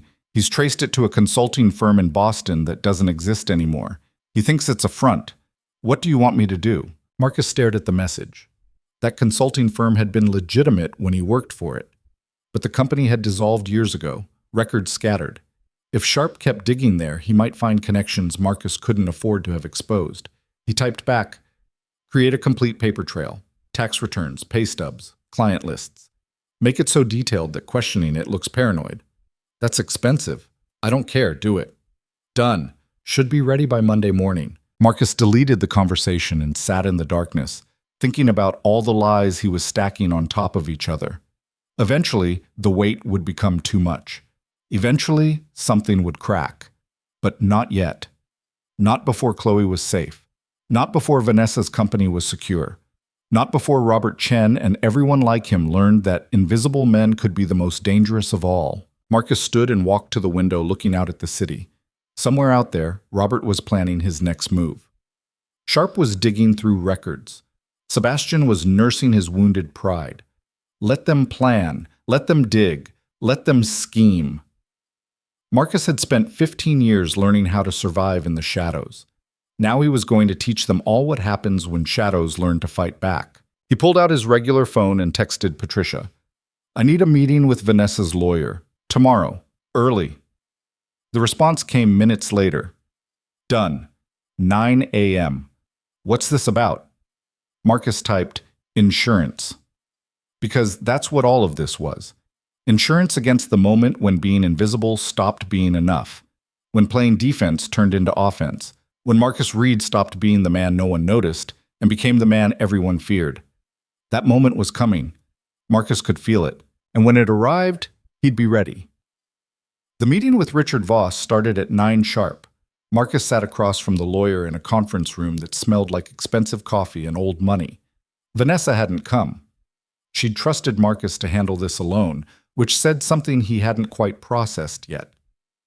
You said this was urgent, Voss began, opening his leather portfolio. What do you need? Robert Chen's hired a forensic accountant to audit our finances. Both of us. Going back 10 years on me. Voss's expression didn't change, but his pen stopped moving. That's aggressive. That's Robert. I need to know what protections we have, legally. If they find something, anything, that they can twist into evidence of fraud. The prenup is ironclad, but if they can prove the marriage was entered into solely to circumvent the trust requirements, they could petition for invalidation. What constitutes proof? Evidence of collusion. Documentation showing this was planned as a business transaction. Communications between you and Vanessa that demonstrate no genuine relationship. Voss leaned back. Do such communications exist? Marcus thought about the first meeting, the cold negotiation, the contract terms laid out like a real estate deal. Some, he said carefully. Then we need to assume they'll find them. The question becomes context. If those communications exist alongside evidence of a genuine relationship developing, they become less damaging. How do we create that evidence? Voss almost smiled. You're asking me how to manufacture proof of authenticity? I'm asking how we protect what's already there. Vanessa and I have been living together, attending events, building a life. That's real, whatever our initial motivations were. Then document it. Photos, shared experiences, witnesses who can testify to seeing you together in private moments, not just public performances. Voss made a note. I'll prepare a defensive strategy, but Marcus, if Robert finds hard evidence that this marriage is purely transactional, no amount of documentation will save it. He won't find it. You seem very certain. I am. Voss studied him. You know, in my 30 years practicing law, I've learned to spot when clients are hiding something. You're hiding something. Everyone's hiding something. True, but most people's secrets don't threaten billion-dollar inheritances. Marcus stood. Is there anything else? Yes. Be careful. Robert Chen doesn't lose gracefully, and he's very good at finding the one thread that unravels everything. Marcus left the law office and took a cab back to the penthouse. His phone buzzed with a message from the burner. Paper trail complete. Sharp will have it by end of day. It'll hold up under scrutiny. He deleted the message and found Vanessa in her office, surrounded by financial reports and looking like she hadn't slept. "How did it go?" she asked without looking up. "Voss says we need to document our relationship, make it look real beyond the legal paperwork." "It is real. We live together. We're married." "You know what I mean, proof that this isn't just a business arrangement." Vanessa finally looked at him. "What kind of proof?" "Photos, social media, friends who've seen us together, the kind of things actual couples have. We don't have friends. We have business associates and employees. Then we need to create the appearance of having them." Vanessa rubbed her eyes. "This is exhausting. The lying, the constant performance. It was your idea." "I know. That doesn't make it less exhausting." Marcus sat down across from her. "What did you think this would be? Sign some papers, collect your inheritance, walk away clean?" "Honestly, yes. I thought I could control every variable, make it simple, transactional." She laughed without humor. "I was wrong." "About what?" "About everything. About you. About how complicated this would get." Vanessa closed her laptop. "Chloe's appointment is in 2 hours. Dr. Reyes wants to start the new treatment protocol tomorrow if her blood work comes back clear." Marcus had forgotten. The appointment, the treatment, the whole reason he'd agreed to this in the first place. "I'll be ready," he said. "I'm coming with you." "You don't have to." "I know, but I'm coming anyway." They rode to Mount Sinai in silence, both lost in their own thoughts. Chloe sat between them in the back seat, pale and quiet. She'd been getting worse over the past week, more tired, less appetite, the medications barely keeping her stable. Dr. Reyes met them in her office, a woman in her 50s with kind eyes and the no-nonsense demeanor of someone who'd delivered bad news too many times to sugarcoat anything. "Chloe's latest blood work shows the current treatment isn't working," she said, pulling up charts on her computer. "Her white blood cell count is still too high. The leukemia is progressing." Marcus felt the floor drop out from under him. "How much time do we have?" "If we start the new protocol immediately, we can buy ourselves months, maybe longer. But I won't lie to you. This treatment is aggressive. The side effects will be significant. Nausea, fatigue, hair loss, increased infection risk." Chloe, who'd been quiet until now, spoke up. "Will it work?" Dr. Reyes looked at her directly. "It has a 60% success rate in patients your age. Those are good odds, but they're not guarantees." "What happens if I don't do it?" "Chloe," Marcus started. "What happens?" she insisted. Dr. Reyes didn't look away. "Without treatment, you have maybe 3 months. With treatment, we're looking at years, possibly a full recovery." Chloe nodded slowly. "Then let's do it." "Sweetheart, maybe we should—" "Dad." Chloe took his hand. "I want to do it. I want to live." Marcus couldn't speak. His throat was too tight, his chest too compressed. He just nodded. Vanessa, who'd been silent this whole time, asked, "When can we start?" "Tomorrow morning. We'll need to admit her for the first round. 3 days in the hospital, then we'll see how she responds." They scheduled everything, signed papers, listened to nurses explain protocols and side effects and emergency procedures. Through it all, Marcus felt like he was drowning. In the elevator down, Chloe leaned against him. "I'm scared, Dad." "Me too, baby." "But it's gonna work. It has to." Marcus kissed the top of her head and said nothing because he couldn't promise her what she needed to hear. Back at the penthouse, Helen took Chloe to rest while Marcus and Vanessa stood in the kitchen, neither knowing what to say. "She's brave," Vanessa said finally. "She's 12. She shouldn't have to be brave." "But she is, because you taught her to be." Marcus turned away, gripping the counter. "I taught her to survive. That's not the same thing." "It's exactly the same thing." Before Marcus could respond, his phone rang. Unknown number. He almost didn't answer, but something made him pick up. "Mr. Reed, David Sharp, we need to talk." Marcus's blood went cold. "About what?"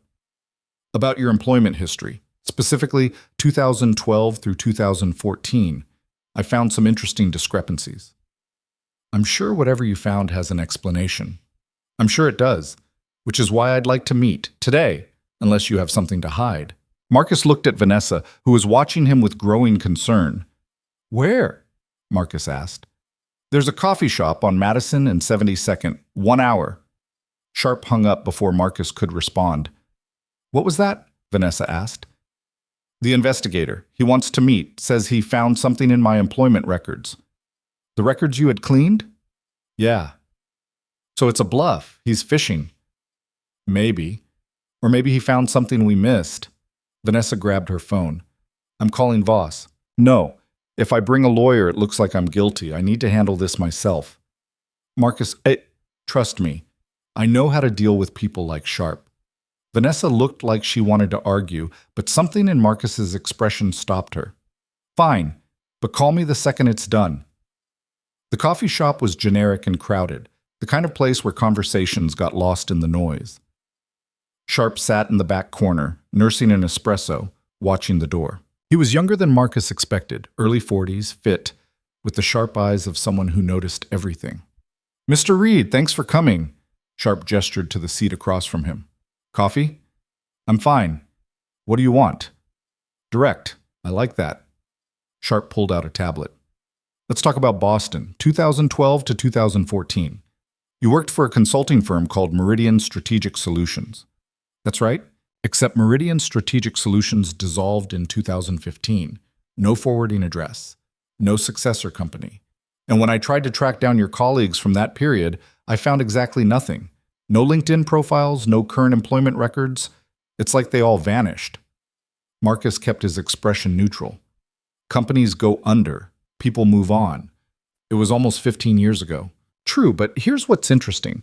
Meridian's client list, the one I finally managed to dig up, includes several major corporations that were all involved in competitive intelligence operations at the time. Intel gathering, market analysis, the kind of work that sometimes crosses legal boundaries. I did risk assessment. That's not illegal. No. But corporate espionage is. And I think Meridian was a front for that kind of work. I think you were good at it. Good enough that when the company dissolved, you buried your involvement so deep that it would take someone very determined to find it. Sharp leaned forward. Someone like me. Marcus said nothing. Here's what I can't figure out, Sharp continued. Why would someone with your skills end up as a mid-level accountant? Why waste 15 years in obscurity when you could be making 10 times what you make now? I had a daughter. I wanted a stable life. Or you wanted to disappear because maybe you did something during those Meridian years that required disappearing. Is there a question in there somewhere? Sharp smiled. Did you commit any crimes while working for Meridian Strategic Solutions? No. Can you prove that? Can you prove I didn't? Because last I checked, you're making accusations without evidence. I have enough to raise questions, and in a case like this, questions are all Robert Chen needs. He doesn't have to prove fraud. He just has to prove reasonable doubt about your character and motivations. Marcus leaned back. What do you want, Sharp? I want the truth. About Meridian. About your marriage to Vanessa Crown. About why a man with your background would suddenly appear in her life 3 months before a critical inheritance deadline. You want the truth? Fine. I worked in corporate intelligence, legal corporate intelligence. I was good at it. When my wife died, I walked away because that life wasn't compatible with raising a daughter alone. I took a boring job, lived quietly, and tried to give my kid a normal childhood. Marcus's voice was steady. Then Vanessa offered me a way to save my daughter's life. So I took it. Not because I'm a criminal, not because I'm trying to steal anything, because any father would do whatever it takes to keep their child alive. Sharp studied him. That's a good story. It's the truth. Maybe. But here's what I know. Robert Chen is paying me a lot of money to find dirt on you, and I'm very good at my job. If there's something to find, I'll find it. Then I guess you'll be disappointed. Marcus stood to leave. One more thing, Sharp said. Your daughter's medical records. They show a sudden improvement in care quality right after your marriage. New doctors, new treatments, private nursing, all very expensive. So it looks exactly like what it is. A desperate father selling himself to save his child. And while that might be sympathetic, it's also exactly the kind of transactional arrangement that invalidates your marriage. Marcus's hands clenched. Stay away from my daughter. I'm just stating facts. State them to someone who cares. We're done here. Marcus walked out before he did something he'd regret. His hands were shaking by the time he reached the street. He pulled out his phone and called the burner number. The contact answered on the first ring. I need everything on David Sharp, Marcus said. Personal, professional. Every secret he's ever kept. Every corner he's ever cut. Everything. This is getting expensive. I don't care what it costs. I need it yesterday. 48 hours. Make it 24. Marcus hung up and stood on the sidewalk, breathing hard. People flowed around him like water around a stone. Invisible again. But not for long. His phone rang. Vanessa. How did it go? She asked. He knows about Meridian. He's digging. How much does he know? Enough to ask dangerous questions. Not enough to prove anything. Yet. Vanessa was quiet for a moment. What do we do? We go on offense. If Sharp wants to investigate me, I'll give him something else to think about. Like what? Like the fact that investigators who take jobs from people like Robert Chen usually have their own skeletons, and I'm about to find all of them. Marcus, I need to go. Chloe's treatment starts tomorrow. I need to be with her tonight. He hung up before Vanessa could respond and headed back to the penthouse. His mind was already working through scenarios, contingencies, the chess moves that would keep everything from collapsing. At home, Chloe was awake, sitting on the couch with Helen. She looked small and fragile and so damn brave it broke Marcus's heart. Hey, baby, he said, sitting beside her. How are you feeling? Nervous about tomorrow. Me too. Will you stay with me at the hospital? Every second. I'm not going anywhere. Chloe leaned against him. Dad, if the treatment doesn't work, it's going to work. But if it doesn't, I need you to promise me something. Marcus's throat closed. What? Promise me you'll be okay. That you won't give up on everything. That you'll keep living. Chloe, promise me.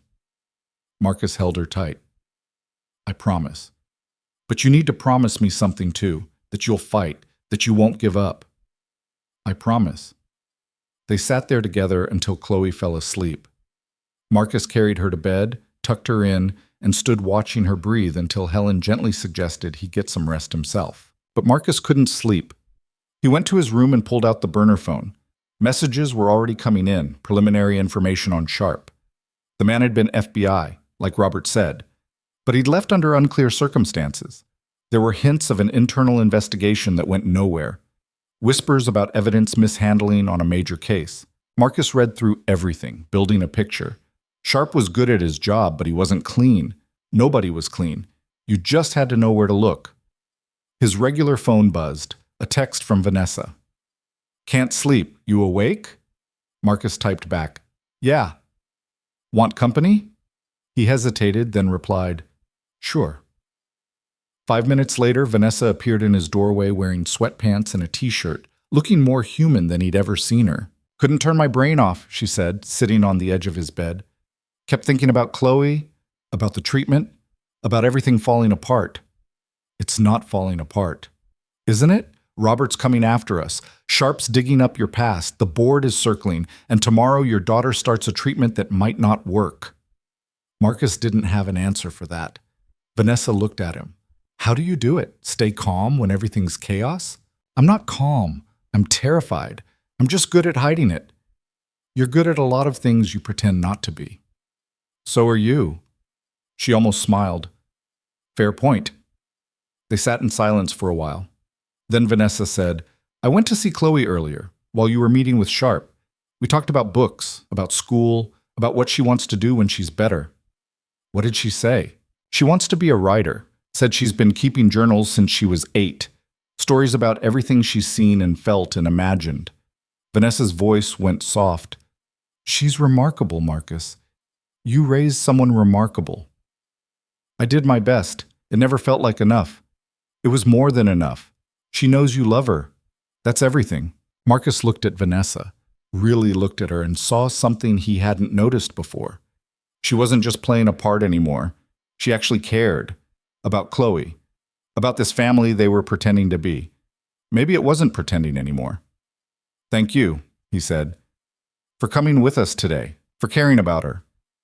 You don't have to thank me. Yeah, I do. Vanessa stood to leave, then paused at the door. Marcus, whatever happens tomorrow, with the treatment or the investigation or any of it, we're in this together. You're not alone. Neither are you. She nodded and left, closing the door softly behind her. Marcus lay back on the bed and stared at the ceiling, thinking about promises and partnerships and how nothing in his life had gone the way he planned. The burner phone buzzed.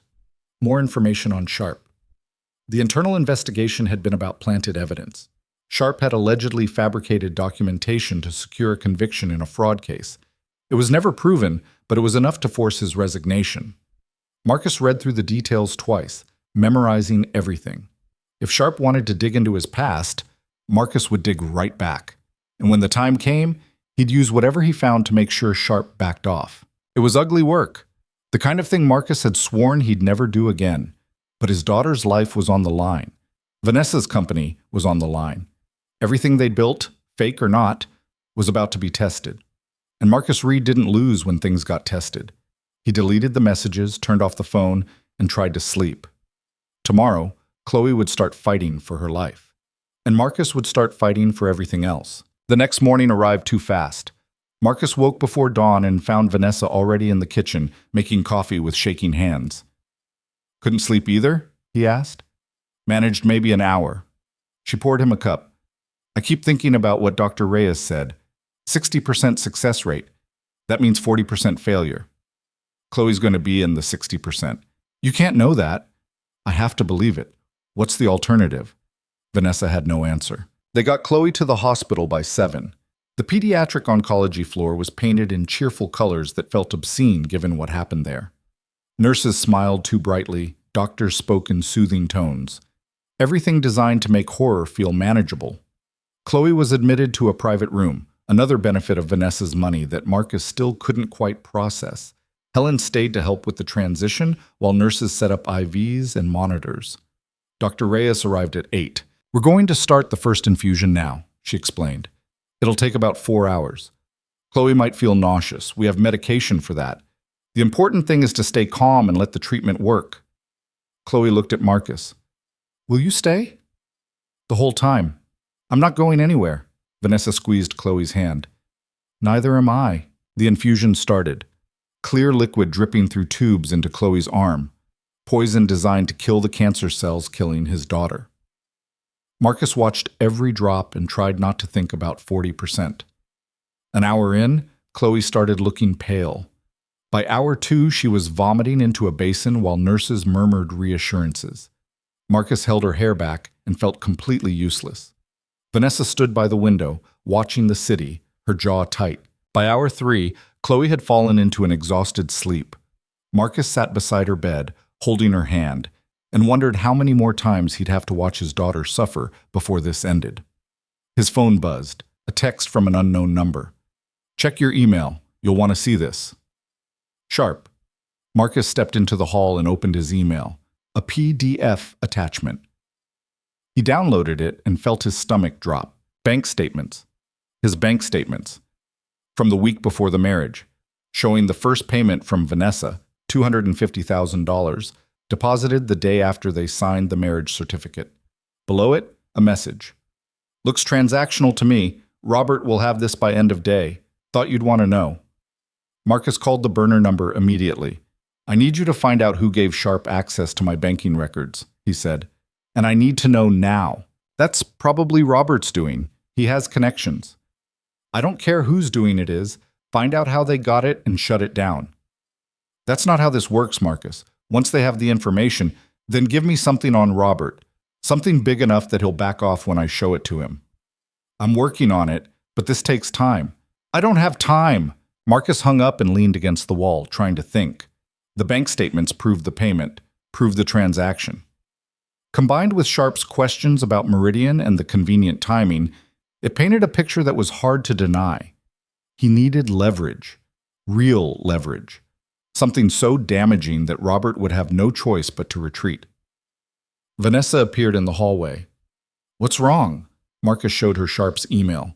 Her face went pale. "How did he get these?" "Robert has connections, probably paid off someone at the bank." "That's illegal." "So is half of what we're doing. Doesn't matter if he doesn't get caught." Vanessa paced the hallway. "We need Voss. We need to prepare a defense. We need to attack. If we're defending, we've already lost." "Attack with what? We don't have anything on Robert that's provable." "Not yet, but I will." Vanessa grabbed his arm. Marcus, what are you planning? He looked at her, and in that moment, Marcus made a decision. He'd been holding back, trying to stay clean, trying to be the person he'd become instead of the person he used to be. But that person couldn't save his daughter. That person couldn't protect Vanessa. That person was going to lose. I'm planning to win, Marcus said. Whatever it takes. They returned to Chloe's room. The infusion continued. Hour 4 arrived, and the bag finally emptied. Nurses disconnected the IV and checked Chloe's vitals while she slept fitfully. First round complete, Dr. Reyes said. We'll monitor her overnight. If she tolerates it well, we'll continue with the protocol tomorrow. And if she doesn't? Marcus asked. Then we adjust. But so far, she's doing exactly what we'd expect. After Dr. Reyes left, Marcus sat back down beside Chloe's bed. Vanessa took the chair on the other side. They sat like sentries, watching over her together. I need to tell you something, Vanessa said quietly, about my grandfather, about why this company matters so much. Marcus looked at her. When my mother died, we lost everything. The medical bills bankrupted us. My father fell apart. We went from comfortable to homeless in 6 months. Vanessa's voice was flat, emotionless. My grandfather took us in, gave my father a job, put me through school, and he made me promise that I'd never let what happened to us happen to anyone else, that I'd build something strong enough to weather any storm. That's why you fight so hard for it. That's why I can't lose it, because losing it means breaking the only promise that ever mattered to me. Marcus understood. You're not going to lose it. You keep saying that. How can you be so sure? Because I'm not going to let you. Vanessa looked at him across Chloe's sleeping form. Why? This wasn't part of the deal. You don't owe me anything beyond the contract. Maybe I'm tired of living by contracts. Something passed between them then. Understanding, maybe. Or recognition that whatever this arrangement had started as, it had become something else entirely. Marcus's burner phone buzzed in his pocket. He excused himself to check it in the hallway. A message. Found something on Robert Chen. Big. Call me. Marcus dialed. What did you find? He asked. Robert's been moving money offshore. A lot of money. Shell companies in the Caymans, numbered accounts in Switzerland. He's been skimming from company funds for years. How much? North of 20 million, maybe more. I'm still tracing the full network. Marcus's mind raced. Can you prove it? I can prove the transfers. Tying them definitively to Robert will take more work, but the pattern's clear. And there's something else. What? One of the shell companies was used to pay a settlement. Sexual harassment claim from 5 years ago. An executive assistant who worked for Crown Industries. The company paid her $3 million to go away and sign an NDA. Robert paid that? The money came from his shell company, which means he was protecting himself with company funds. Marcus felt the pieces clicking into place. Send me everything, every document, every transfer record, every piece of evidence. This is going to cost, I don't care. Send it. Marcus hung up and stood in the hospital hallway, staring at nothing while his mind worked through the implications. Robert had been embezzling from the company, using corporate funds for personal payoffs. If that came out, he wouldn't just lose his position on the board. He'd face criminal charges. It was exactly the leverage Marcus needed, but using it meant crossing a line, meant becoming the person he'd walked away from, meant admitting that despite everything, despite 15 years of trying to be someone better, Marcus Reed was still the man who knew how to destroy people when necessary. He thought about Chloe lying in that hospital bed, about Vanessa fighting to save her grandfather's legacy, about all the people depending on him to be more than he was. And he made his choice. Marcus went back into the room. Vanessa looked up questioningly. I have something on Robert, Marcus said quietly. Something that could end this, but using it means getting dirty, really dirty. How dirty? Career ending for him, possibly criminal charges. Vanessa was quiet for a long moment. What did he do? Marcus told her. About the embezzlement, the shell companies, the payoff. Vanessa's expression went cold and hard. Use it, she said. Vanessa, use it. Robert's been trying to destroy me for years. He's hiring investigators, leaking information to the press, manipulating the board. And now you're telling me he's been stealing from my grandfather's company? Her voice was ice. Burn him down, Marcus. I want him gone. Marcus nodded slowly. Okay. But once we do this, there's no going back. Robert will know we're coming after him. Things will get ugly. Things are already ugly. At least this way we're fighting back. That night, after Chloe stabilized and visiting hours ended, Marcus and Vanessa returned to the penthouse. They sat in Vanessa's office while Marcus laid out everything his contact had found. Transaction records, account numbers, dates, and amounts. The whole network of corruption Robert had built over years. This is enough to destroy him, Vanessa said, reading through the documents. More than enough? The question is how we use it. We could go to the board directly, present the evidence, and force Robert's resignation. Or we give it to the authorities, let them prosecute, make an example. Vanessa considered. What would you do? I'd give him a choice, resign quietly and disappear, or we release everything, give him a chance to save face. Why would you do that? Because cornered animals are dangerous. If we give Robert an out, he's more likely to take it. If we back him into a corner with no escape, he'll lash out, and we don't know what other ammunition he has. Vanessa nodded slowly. You're right. We offer him the deal. Tomorrow. I'll set up the meeting. Marcus sent a message from the burner phone. Need you to deliver a package to Robert Chen, hand delivery, tonight. Include a note. We should talk. Tomorrow. My office. Come alone. Sign it from me. The response came quickly. Done. Marcus deleted the conversation and looked at Vanessa. She sat behind her desk, staring at the evidence that would either save them or start a war. Are you okay? He asked. I'm about to destroy a man's career and possibly send him to prison. I should feel something about that. Guilt, maybe, or satisfaction. She looked at Marcus. But all I feel is tired. That means you're still human. Is it? Because sometimes I'm not sure anymore. Marcus understood that feeling. For what it's worth, Robert brought this on himself. You didn't make him embezzle. You didn't make him abuse his position. You're just making sure he faces consequences. Consequences we're threatening him with to protect ourselves. That's not exactly justice. No, but it's survival. And sometimes that's all we get to choose. Vanessa closed the files. Stay with me tonight. I don't mean just stay. I don't want to be alone. Okay. They moved to the living room. Vanessa poured 2 glasses of scotch and they sat on the couch, the city lights glittering below them. When this is over, Vanessa said quietly, when Chloe's better and the company's secure and Robert's gone, what happens to us? I don't know. The contract says 6 months. We're not even 2 months in. A lot can change in 4 months. Is that what you want? For things to change? Marcus looked at her. I don't know what I want anymore. This was supposed to be simple. A transaction. But somewhere along the way it stopped feeling like one. For me too. They sat in silence, both afraid to say more, afraid to acknowledge what was becoming obvious to everyone, including themselves. Marcus's phone buzzed, a text from the contact. Package delivered. Chen received it personally, looked shaken. Marcus showed Vanessa the message. Tomorrow's going to be intense, she said. Yeah. You ready for it? I've been ready for this my whole life, just took me 15 years to remember it.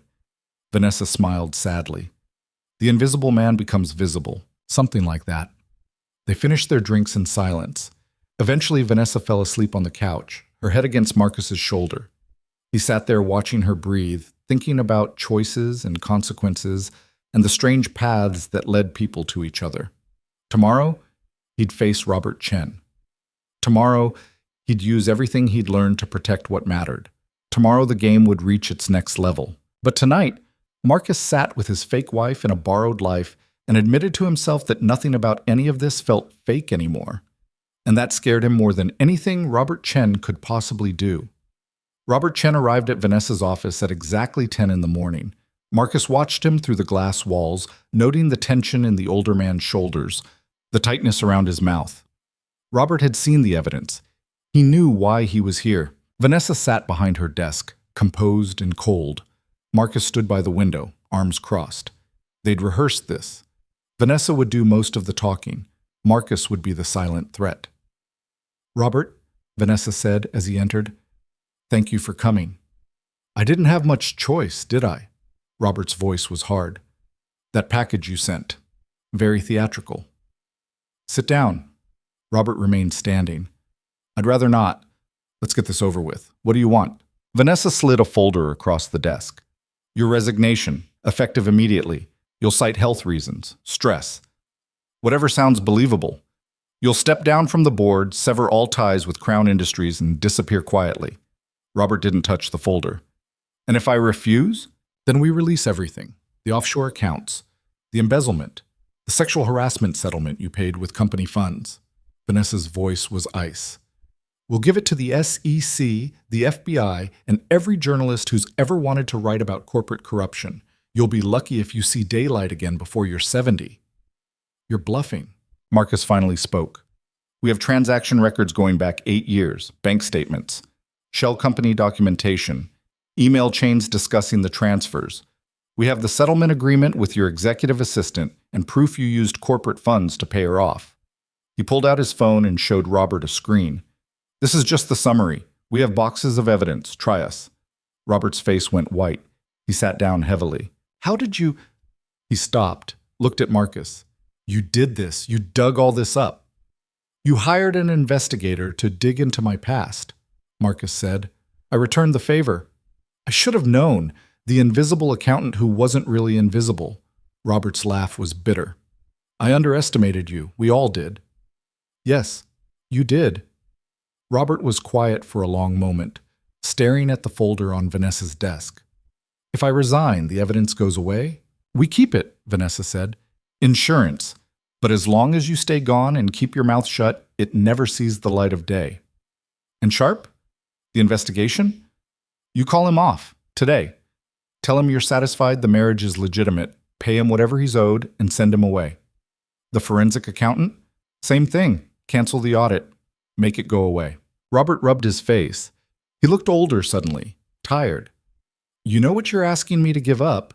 This company, I've been on this board for 20 years. I helped build it into what it is. You helped steal from it, Vanessa corrected. You helped yourself to millions of dollars that weren't yours. You abused your position. You harassed employees and paid them off with corporate money. Don't sit there and pretend you're the victim. I'm not pretending anything. I know what I did. Robert met her eyes. But so do you. You're blackmailing me, threatening me, using illegally obtained evidence to force my resignation. You think you're any better than I am? Vanessa leaned forward. I'm protecting what my grandfather built. You were destroying it from the inside, so yes, Robert, I am better than you. Robert stood. Fine. You win. I'll resign. I'll call off Sharp and the accountant. I'll disappear like you want. He walked to the door, then turned back. But you should know something. The evidence you have on me? It's not the only dirt in this company. There are others on the board with secrets just as bad. Maybe worse. You think cleaning me out fixes everything, but it doesn't. This company is built on compromise and corruption and people doing whatever it takes to survive. Then I'll clean them out too, Vanessa said. Will you? Or will you become exactly what you're fighting against? Robert looked at Marcus. You've already turned him into something he didn't want to be. How long before it happens to you? He left without waiting for an answer. The office was silent after he'd gone. Marcus and Vanessa sat there, the weight of what they'd just done settling over them like dust. He's right, you know, Vanessa said quietly, about what we did. It wasn't clean. It wasn't justice. No, but it was necessary. Does that make it okay? Marcus thought about the question, about all the lines he'd crossed in the past month, about the person he'd been trying to leave behind and the person he'd become instead. I don't know, he admitted. I used to think there was a clear line between right and wrong, between the good guys and the bad guys. But the older I get, the more I realize it's all just shades of gray. We do what we have to do to protect the people we love. Sometimes that means getting dirty. Sometimes it means becoming the thing we hate. The question isn't whether it's okay. The question is whether you can live with it after. Vanessa was quiet for a long time. Then she said, Can you live with it? I can live with anything if it means Chloe survives. If it means you keep your company. Everything else is just noise. When did you become this person? I've always been this person. I just spent 15 years pretending I wasn't. Vanessa stood and walked to the window, looking out at the city. What happens now? Now we wait. See if Robert keeps his word. And if he doesn't, then we release everything and let the chips fall where they may. Marcus's phone buzzed, a text from the hospital. Chloe's second treatment scheduled for 2 p.m. Dr. Reyes wants to see you beforehand. He showed Vanessa the message. Go, she said. I'll handle things here. Make sure Robert follows through. You sure? I'm sure. Your daughter needs you more than I do right now. Marcus nodded and left, but something in Vanessa's voice made him pause at the door. She looked small standing by that window, alone in her victory. He almost went back, almost said something, but Chloe was waiting, and priorities were priorities. At the hospital, Dr. Reyes met him outside Chloe's room. How's she doing? Marcus asked. Better than expected, actually. Her body's responding well to the treatment. White blood cell count is already starting to drop. Dr. Reyes smiled. It's early yet, but the signs are encouraging. Marcus felt something in his chest release. So, the treatment's working. It's working. We're not out of the woods. She has several more rounds to go, and there's always the risk of complications. But if she continues to respond like this, we're looking at a very good outcome. Marcus had to sit down. His legs just stopped working. He sat in the hallway chair and put his head in his hands and tried not to cry in front of the doctor. Dr. Reyes touched his shoulder. Take a minute. I'll be in the room when you're ready. She left him there. Marcus sat breathing, counting to 10, then 20, then giving up on counting and just letting himself feel it. Relief, hope, the possibility that maybe, just maybe, his daughter was going to live. When he finally composed himself, he went into Chloe's room. She was awake, looking pale but alert. Helen sat in the corner reading. Hey, Dad, Chloe said. You okay? You look weird. Marcus laughed. It came out wrong, too high, too shaky. I'm fine, baby. Dr. Reyes says you're doing great. The treatment's working. Chloe's eyes widened. Really? Really? She started crying. Marcus sat on the bed and held her while she sobbed into his shoulder. Happy tears this time. Relief tears. Helen quietly left the room to give them privacy. I was so scared, Chloe whispered. I didn't want to tell you because you were already so worried, but I was really, really scared. I know, me too. But I'm going to be okay now. For real? For real. You still have more treatments to go through, and it's going to be hard. But yes, sweetheart, you're going to be okay. Chloe pulled back and looked at him. Is this because of Vanessa? Because you married her. Marcus nodded. Yeah, it is. Then I'm glad you married her, even if it's weird, even if it's not real. I'm glad because it saved my life. It is real, Chloe. Maybe it started as something else, but it's real now. Do you love her? The question caught Marcus off guard. That's complicated. That means yes. That means I care about her. A lot. More than I expected to. Chloe smiled. Good. She cares about you too. I can tell. Before Marcus could respond, his phone rang. Vanessa. Robert followed through, she said without preamble. He called Sharp and the forensic accountant. Both investigations are canceled. He's submitting his resignation letter to the board this afternoon. So it's over. This part is. But Marcus, the board's calling an emergency meeting tomorrow. They want answers about Robert's sudden resignation. I'm going to have to tell them something. Tell them the truth.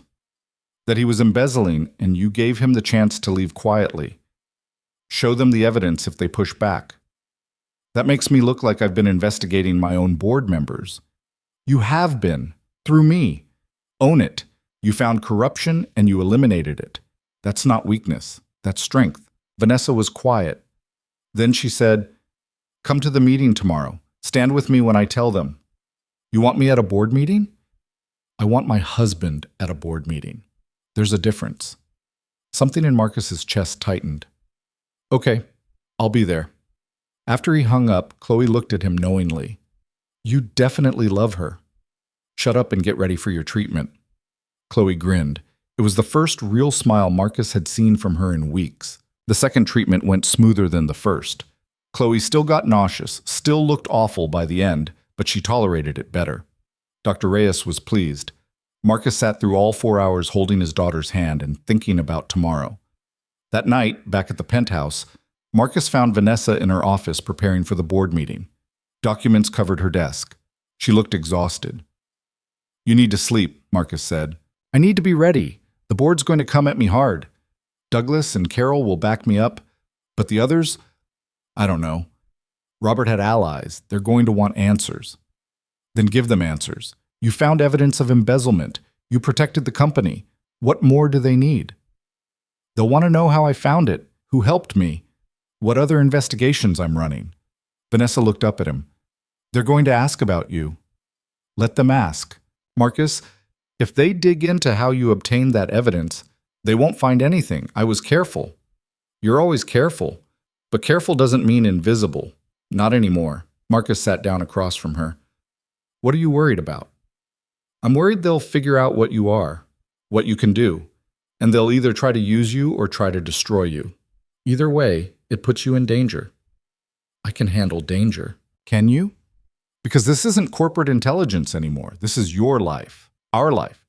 If the board turns against us, if they find a way to invalidate the marriage, you lose everything. The money for Chloe's treatment, this home, all of it. Chloe's treatment is paid through the end of the year regardless. Dr. Reyes confirmed it. Even if the marriage falls apart tomorrow, she's covered." "And what about you? What about us?" Marcus met her eyes. "What about us, Vanessa?" She looked away. "I don't know. That's the problem. I thought I knew what this was. A business arrangement, a solution to a problem. But somewhere along the way it became something else, and I don't know how to handle that." "You're not the only one. So what do we do?" "We get through tomorrow. We secure your position. We make sure the company's safe. And then," Marcus paused, "and then we figure out what comes next. Together." Vanessa smiled sadly. "Together, I'm not used to that word. Neither am I. But maybe it's time we both got used to it." She stood and walked around the desk, stopping in front of him. "Marcus Reed, the invisible man who saved my empire, who saved my life in a way. What am I supposed to do with you?" "Whatever you want." "That's a dangerous offer." "I'm a dangerous person." Vanessa laughed. Then, without warning, she leaned down and kissed him. Not the performative kiss from the wedding, not the careful kiss for cameras.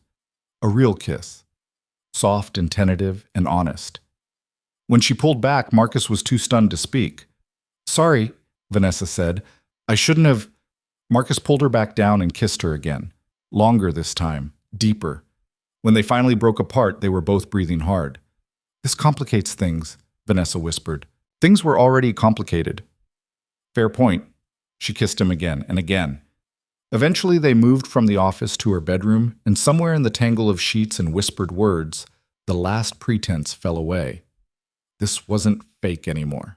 Maybe it never had been. Maybe from the moment Marcus spilled that imaginary coffee, they'd been heading toward this inevitable collision.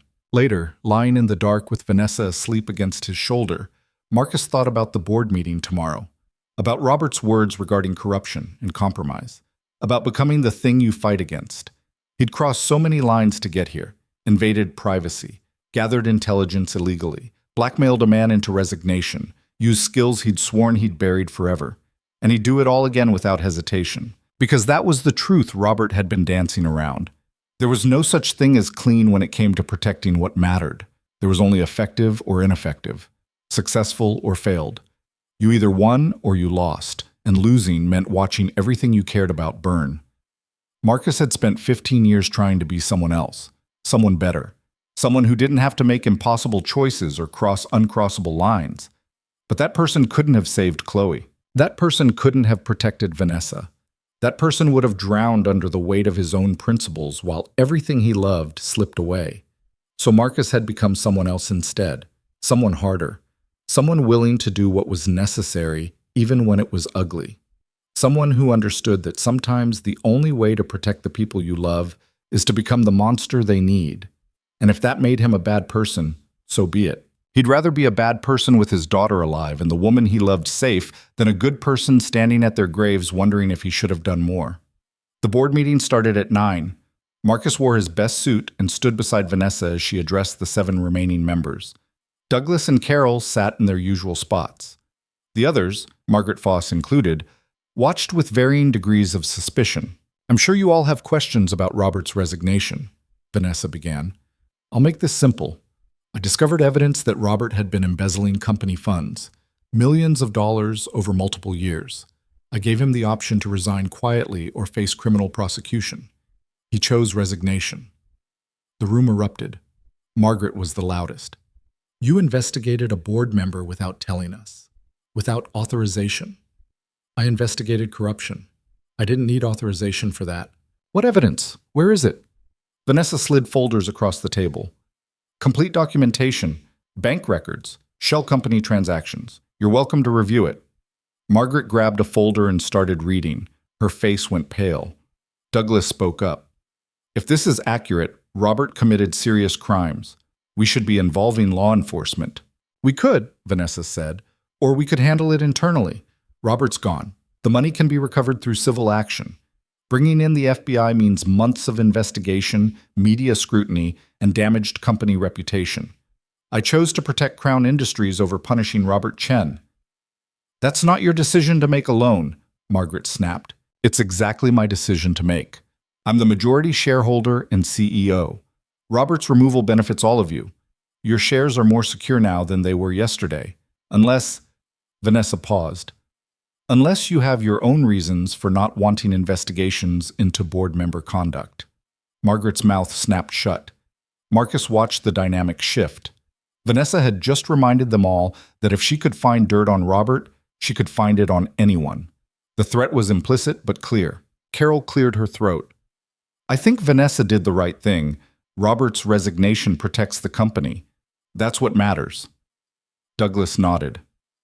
Agreed. I move we accept Robert's resignation and move forward. The vote was unanimous, because none of them wanted to be next on Vanessa's list. After the meeting, Douglas pulled Marcus aside in the hallway. You helped her find that evidence, he said quietly. Didn't you? Marcus said nothing. I'm not judging. Robert was poison. But you should know, people are going to figure out what you're capable of. When they do, you'll have a target on your back. I can handle it. Can you? Because this world, Vanessa's world, it eats people like you, people with talent and principles who think they can play the game without losing themselves. I already lost myself, years ago. This is just me remembering where I put the pieces. Douglas studied him. You're not what you pretend to be. None of us are. The question is whether you can live with who you really are once everyone else sees it too. He walked away, leaving Marcus standing in the hallway thinking about masks and mirrors and how many versions of yourself you could be before you forgot which one was real. 3 weeks later, Chloe came home from the hospital. She'd completed the first phase of treatment and her blood work was improving daily. She'd lost her hair, lost weight, looked fragile as glass, but she was alive and getting stronger. Dr. Reyes was cautiously optimistic. If she continues responding like this, we're looking at full remission within 6 months. 6 months. The same timeline as the marriage contract. Funny how that worked. Marcus set up Chloe's room exactly how she wanted it. Helen stayed on as her nurse. Vanessa bought her every book she'd ever mentioned wanting. The penthouse that had felt borrowed now felt like home. One evening, Marcus found Chloe and Vanessa on the couch together, Vanessa reading aloud from some fantasy novel while Chloe listened with her eyes closed.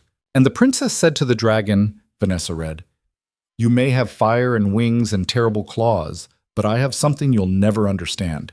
I have people who love me enough to fight for me." Chloe opened her eyes. Do you think that's true?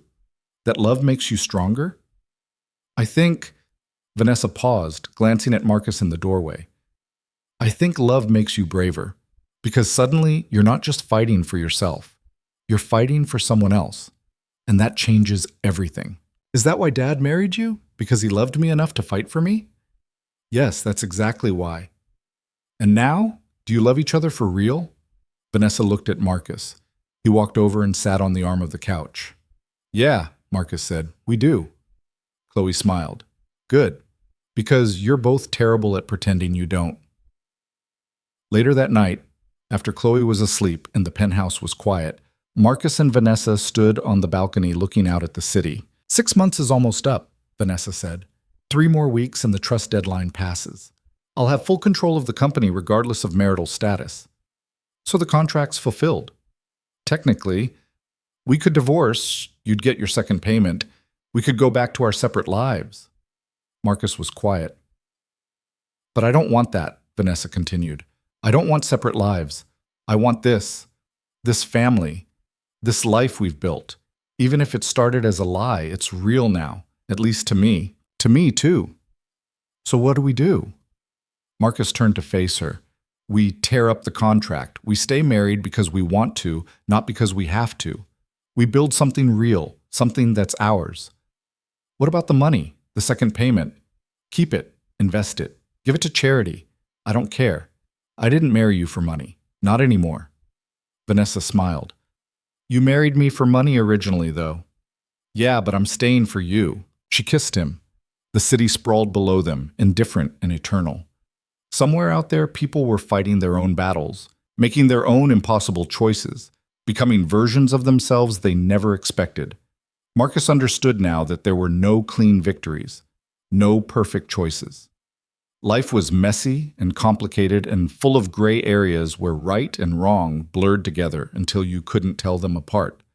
But that was okay, because at the end of the day, the only thing that mattered was whether you protected the people you loved, whether you fought for what was yours, whether you had the courage to become whoever you needed to be in order to survive. Marcus had spent 15 years being invisible, being safe, being someone who never took risks or crossed lines or challenged the world. And where had that gotten him? To the edge of losing everything. It was only when he'd stopped hiding, when he'd embraced the parts of himself he'd tried to bury, that he'd found the strength to save his daughter, to protect Vanessa, to build something worth fighting for. Maybe Robert had been right. Maybe Marcus had become exactly what he'd sworn he'd never be again. But Chloe was alive. Vanessa was safe. And they were together. So if becoming a monster was the price of keeping them, Marcus would pay it gladly. Because at the end of the day, that's what love was. Not the fairy tale version, not the clean, simple story where good triumphed and everyone lived happily ever after. Real love was messy. It was complicated. It was doing terrible things for the right reasons and living with the consequences. It was becoming someone you didn't recognize because the alternative was losing everything that mattered. Real love was Marcus Reed standing on a balcony with Vanessa Crown, both of them carrying scars and secrets and the weight of impossible choices, and choosing each other anyway. Not because it was easy, not because it was right, but because it was real. And in a world full of pretending, real was the rarest thing of all. 3 weeks later, on the day Vanessa's 38th birthday passed, and the trust became irrevocably hers, they had a small celebration. Just the three of them, Marcus, Vanessa, and Chloe. No board members, no lawyers, no contracts, just family. Chloe gave Vanessa a journal. For your own stories, she said, since you like reading mine. Vanessa cried. Marcus had never seen her cry before. That night, they burned the prenup in the fireplace, watched the pages curl and blacken and turn to ash. The contract that had brought them together disappeared, leaving behind only the choice to stay. And they chose to stay. Because sometimes the best things in life start as lies and become truth. Sometimes you marry a stranger and find your soulmate. Sometimes you have to lose yourself completely to find out who you really are. Marcus Reed had been invisible for 15 years. Now he was visible, present, real, and that made all the difference.